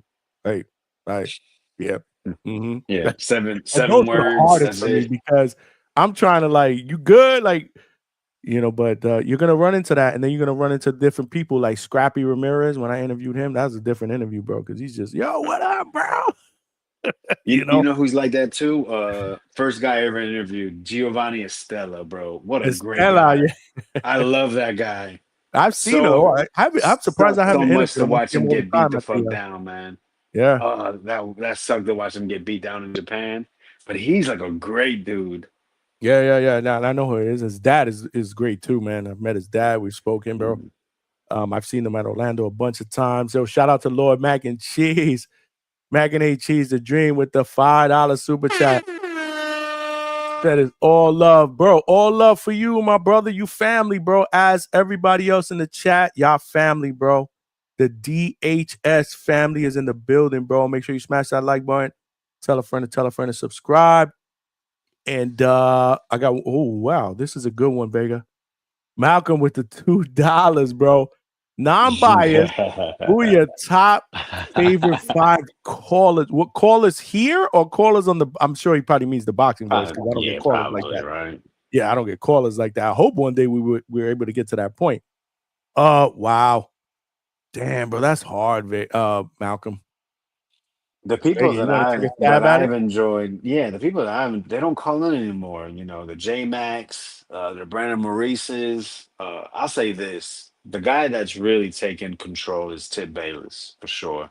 Even though I don't agree with a lot of stuff he says, I love I Tip mean, Bayless' calls the too. thing Yeah, is, he's able. This is what he's mastered: is to create a new narrative and provide it with actual support, and that's not easy to do. And he does it, and he's able to speak with it with even though he knows his BS, he knows how to keep it going. And that's not, like I said, it's a talent. I got to give him that. So, I mean, I got to put Tip currently. He's got the crown. But yeah, when it comes to the other guys, I mean, I enjoy your calls, Malcolm. We're gonna put you up there. You top 5 for I do sure like Malcolm's call. because He's you're on my top 5. entertaining and you actually talk boxing. Yep. Yeah, it's not that easy. That shit is rough. Like I almost got to think about it. That's a good one. Can I give my top 5 right off the top of my head, even though that's probably subject to change? I like Malcolm's calls. I've told him that. I like Tip. I've always told you I like yours, especially when you're sarcastic. I actually People like hate it. sarcasm. It had me. I had to figure you out though. Once I figured you out, I'm like, oh, I know where Vegas coming from. I like that though. So, 'cause I do, because I'm not as sarcastic as you, but I can be sarcastic. You're gonna get to know that. I love Kingborn. I fucking love King Born. I'm sorry. I'm from Brooklyn, bro. Sorry. I'm from Brooklyn. I love power. What is it? What does he say? Power Live chat, chat, live power chat. chat. Yeah, what up? Nice guy. I met him in Oh my person God, actually. King Born. I could listen to King Born. Just the Brooklyn. It just reminds me because when I hear King Born talk, I grew up with King Borns, so it kind of takes me back to when I was growing up. Live chat, power chat. So I like King Born, and those are 4. Who is my 5th one? I'm not gonna lie. I like CYP. Who? CYP. Oh, I okay. miss CYP calls because I like me. I like that brass shit, talking that shit. So I kind of miss CYP calls, but he's not really a regular caller anymore, which disappoints me. I'm trying to think of who else. There's one more. CYP's good for sure. I mean, it's pretty obvious. It's just the He's the race most baiting. entertaining caller. That shit gets on my nerves. Yeah, no, it gets on your nerves. I know, but I don't let it get to my nerves. I just enjoy it. I take it for what it's worth. But no, he's a great caller. It's There's one undeniable. more. There's one more I'm forgetting though.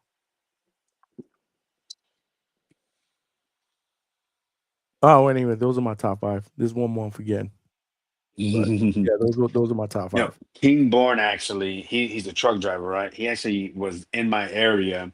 We met at a grocery store, and I brought him in a place called Publix, or Publix. No, Yeah, overpriced. Really good though. yeah. So Very we went to expensive. Publix, and then, I mean, he's exactly the same in person. Like, Is no he? joke. See, The I best like part, that. That's the real, best, bro. That's yo, real. the best part was, so we was parked in this plaza right when he was parked. I pulled up on him. So we're in his truck so he can eat. And while we're eating, I'm in South Florida. A chick comes, right, pulls up in like a pink Range Rover, and she's with a dude with a professional camera, and they're like filming like a promo at the gas station. She's like pumping gas, clapping cheeks. That shit was hilarious. Gotta love South Florida, man. Oh yeah. And I just forgot, bro. I love Chad's calls. I love Chad's calls. Chad from Canada. Yeah, Chad is on point, bro. Even keel, good calls, real, no drama, just boxing, bro. Boxing. So I mix in a little bit of boxing and a little bit of drama. Because CYP is I more wouldn't say drama. no drama, because he always wants to comment on Tit Bayless's calls earlier. I noticed that about But Chad. never like cursing or Oh yeah, loud. no, That's very what I mean. clean. Like no drama. Hmm. It's just mostly boxing takes. So boxing takes, Malcolm, Chad, you, um, the other ones like the more animated, CYP, Kingborn, Tip. I consider Tip more animated because Tip goes out of his way to be a hater, be animated. But Tip knows what he's talking about. We had that show. I enjoyed that show with Tip, and I love that you you got on there and you started going back and forth with him and talking about your beef. I thought that was dope, man. We got to get you and Forbes on. It ain't no beef.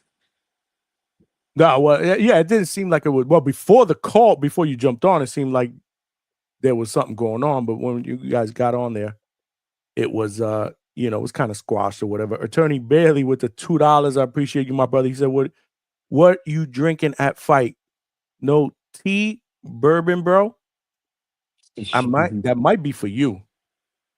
Or for me. I don't really drink at these. I don't drink at these fights, AB. I'm working. Vega, he drinks I don't. White Claws, Yeah. Stella. What was the third thing I saw him drink? Heinekens. It was 3 What different was that drinks third that I saw one? you drink that day. One of them was a White Claw. One of them was a Stella. I don't remember My what the girl third had one a was. mixed drink, and I So probably it might have been finished a it. mixed drink. You might have been Yeah, or yeah, something. You might have been holding her mixed drink or something. But I was like, damn. yeah. I told Keem, I was like, bro, I came up here 3 times. You got 3 different drinks, bro. Yo, I was the next day because, bro, I got blasted, obviously, and I wasn't sure like how we ended the night. You know what You I'm were saying? Like, blasted when you got there. oh yeah, bro, I was drinking roadies. You were blasted when you got there. I was on vacation. In No, for sure. Florida?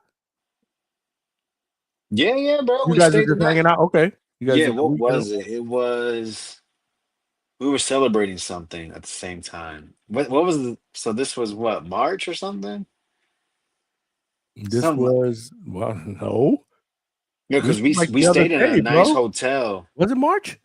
Yeah, we were in a nice No hotel at the way. middle. Where Dude, the we're fuck in were June, bro. This we? was in May. Celebration. We stayed in Celebration, and This was the it was a beginning of May. the beginning of May. Damn. We're in June. It wasn't that long ago. It was about a month ago, if that much. But yeah, I don't know. We were celebrating something, so it was like a staycation. Really nice hotel, Yeah, yeah. man. You guys were hanging out in a hotel. Yes, yes, yes. Yeah. You are absolutely right. You are absolutely right. Because I remember, because when you first text me or whatever, you were like, "Yo, I'm leaving so and so fight. Yeah, I'm leaving the hotel." And I'm like, "Bro, the fight's been started. Like, where are you?" Yeah, And I but remember listen, you were like, "Yo, I'm they had already free feeling nice, drinks bro." for an hour. You We were couldn't like, "I'm leave already that. feeling nice," and I'm like, "Okay." So I didn't know what to expect. Clarissa said Johnny doesn't drink at those fights. He shows up tipsy. Nah, hell no. If I showed up tipsy, I wouldn't be able to move around and walk around and do what I need to do. There's no way. I got to stay focused, man. I got to say, Alex, Kodka. Kodka. So instead of, he must be vodka. Alex Yeah. Vodka. He must be vodka. CJ Rich with the $2 super chat, my brother. What it do? I'm gonna bring more boxing and more drama.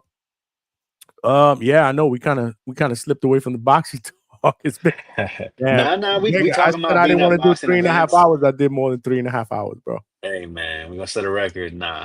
Holy smokes, this is 3 days in a row, man. But I tell you, I love this shit, bro. I love You it, can bro. tell. Oh yeah, man, I'm having a good time. Yeah, he called in TVV a few weeks ago. I'm sure he cool. He'd be back. No, Malcolm's a frequent caller. Yeah, Malcolm calls in almost every day. Usually early. He's like either the first, second, or third caller. 1, 2, or 3. Alex Vodka. There you go. There you go. Malcolm with the $2, I'll bro. say this with Malcolm. With his Alex calls, Vodka. right?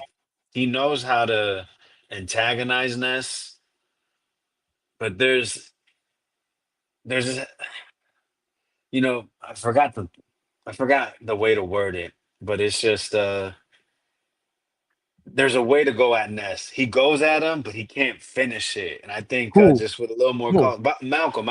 Oh, Malcolm will go back and forth. Yeah, I've heard him go back and forth Yeah. from us. Yeah. No, I've heard him. There's a, He's not there's one of there's those a way. callers I that. think with a little more fine tuning, you're gonna be able to kill Ness because you get him emotional, but there's just certain times where he's able to kill you. You know what I mean? In a sense, or kind of derail you. So, nah, you been going at Ne- Ness though. I love it. I love it. You go at him well. Ness is like a character in a video game, like the boss that you need to beat to get past that level. You understand what I'm trying to say? Like Yeah. you gotta have, certain levels, and then when you get there, you gotta beat the that guy to get past that. He's almost like a video game character. That's how I look at Ness. But he's different every time. Right, which makes him hard to beat. Right? Nah, listen, when we talk boxing and history and stuff like that, I cook him. But when we talk the business of boxing, man, he puts me in a fucking swivel Mm. every time. Nah, man, Ness is my guy, man. I owe him a lot. He's a mentor to me, but he's Unique. unique. That is a great word, and I don't know if I told him that. What was the word that I told him? I said, "Bro, you're different. You're polar. You're different. There's something Yeah. about you I that's can see why people don't like him. Because I've had to hit him up and like, bro, he's polarizing though in this boxing like, community. there's no beef between us. Like, I'm not mad at you for real, I bro. love Ness, bro. I Yeah. love Ness, man.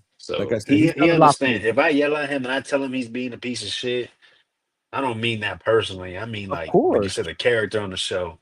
And And he that's what knows I love that. about him. Like you could be like, you know what, fuck you or whatever, and then the next day is like, whatever. He don't We're care. good. He Yeah, don't give no, a and that's fuck. how it should be, man. And that's what I'm saying. He'll always be my dude, man. I love Ness. As I do everybody from the community, man, that has welcomed me with open arms, man, and it's helped me build relationships and friendships and obviously my own community because that's what I'm trying to do, man. So I appreciate everybody, man. This has been a great show, man. We did another 3.5 hours. Holy smoke. But I'm gonna promise you guys one thing. I'm not doing 3.5 hours tomorrow because I'm not doing a show tomorrow. Because Sunday, baby. A I lot of gotta spend, boxing. I know, but yeah, but I gotta spend time with the wife. You know, she's the MVP in this house, bro. She's the one that pushed me to do this, and she wants me to chase my dreams, and she tells me all the time, you know, I'm on your side. I want you to win, but I gotta show her some love, bro. That's great, man. You know, I gotta show her some love. She's my best friend, and so tomorrow is wifey time, and you know, obviously, I'll find some time to watch or replay whatever happens tomorrow night. Obviously, you got the Verona fights and Salida Promotions. That's tomorrow night. Then Saturday, I'll be boots to ground. So the plan is to have a nice early dinner with the wife, probably in a nice Spanish restaurant that we like that's not far from Caribbean Royale. We'll do that, and then you know, she'll come home. I'll do what I need to do, and then I'll come home, and then you know, Sunday we'll be live. We'll do a live. I want to do a live Sunday, probably around 3-4 o'clock. It's probably a good time. You know, I'm trying to catch, you know, trying to find the right hour, right? Or the right time frame. So we'll do a live call-in show so we can kind of recap what went on through the weekend, get everybody's take on what's going on. And then next week I'll be out of pocket though, because I'm actually for the day job, I'm traveling to California. Yeah, I'll be out of pocket Monday, Tuesday, Wednesday, and then I'll be back home Thursday early evening. So I may do a show. I'm going to do a show. I'm gonna find a way to do a show Thursday night because then we got the fights, Richardson Hitchens and Cambosas and that whole New York card. So I want to do a call-in show. I don't care if we do 3-4 hours for that Thursday night. So we will do that Thursday night. I'm gonna actually try to do a live on Wednesday night from California in the hotel. Yeah, I'm gonna Hopefully take the my Wi-Fi is laptop. good. Yeah, I'm gonna take my laptop or whatever. I'm gonna try to do a live from there, especially if something goes down. I'll do a live from there. It doesn't matter if I don't have my mix or whatever. Like we'll be able to get it done. So I'll do a live from the hotel Wednesday night. I can't do anything Monday and Tuesday. Wednesday night I'll do a live from the hotel. Then hopefully I'll be here boots to ground doing it Thursday. Saturday, there's a shitload of crap going on. The week after that, I don't know if you heard, but I got Jim Lampley coming on the show on Tuesday, the 17th, 9 p.m. That's a big interview. I'm looking forward to that. He's one of my idols, a legend. That's going to be a dope show. So hopefully you guys will tune in, you know, get some questions in and whatnot. We'll get that popping. I got about 3 or 4 people I need to schedule. So things are moving up, man. It's exciting, man, here at the Hangout spot. It really Gotta is. get you with Brother. Nelson Lopez, man. Hey, I interview them all, brother. That's one thing I did learn from Ness. I consider Ness a mentor. I tell him that all the time. Interview them all, baby. And I love interviewing the prospects and the young guys. I love it. It's because they'll show you more love. That's why Oh, the other guys, not they just that, big not just time that. us. Yeah, they're at that real stage, right? They're not bougie. They're not too big for their britches. You know, they're up and coming. They're hungry. I'm hungry. It just fits.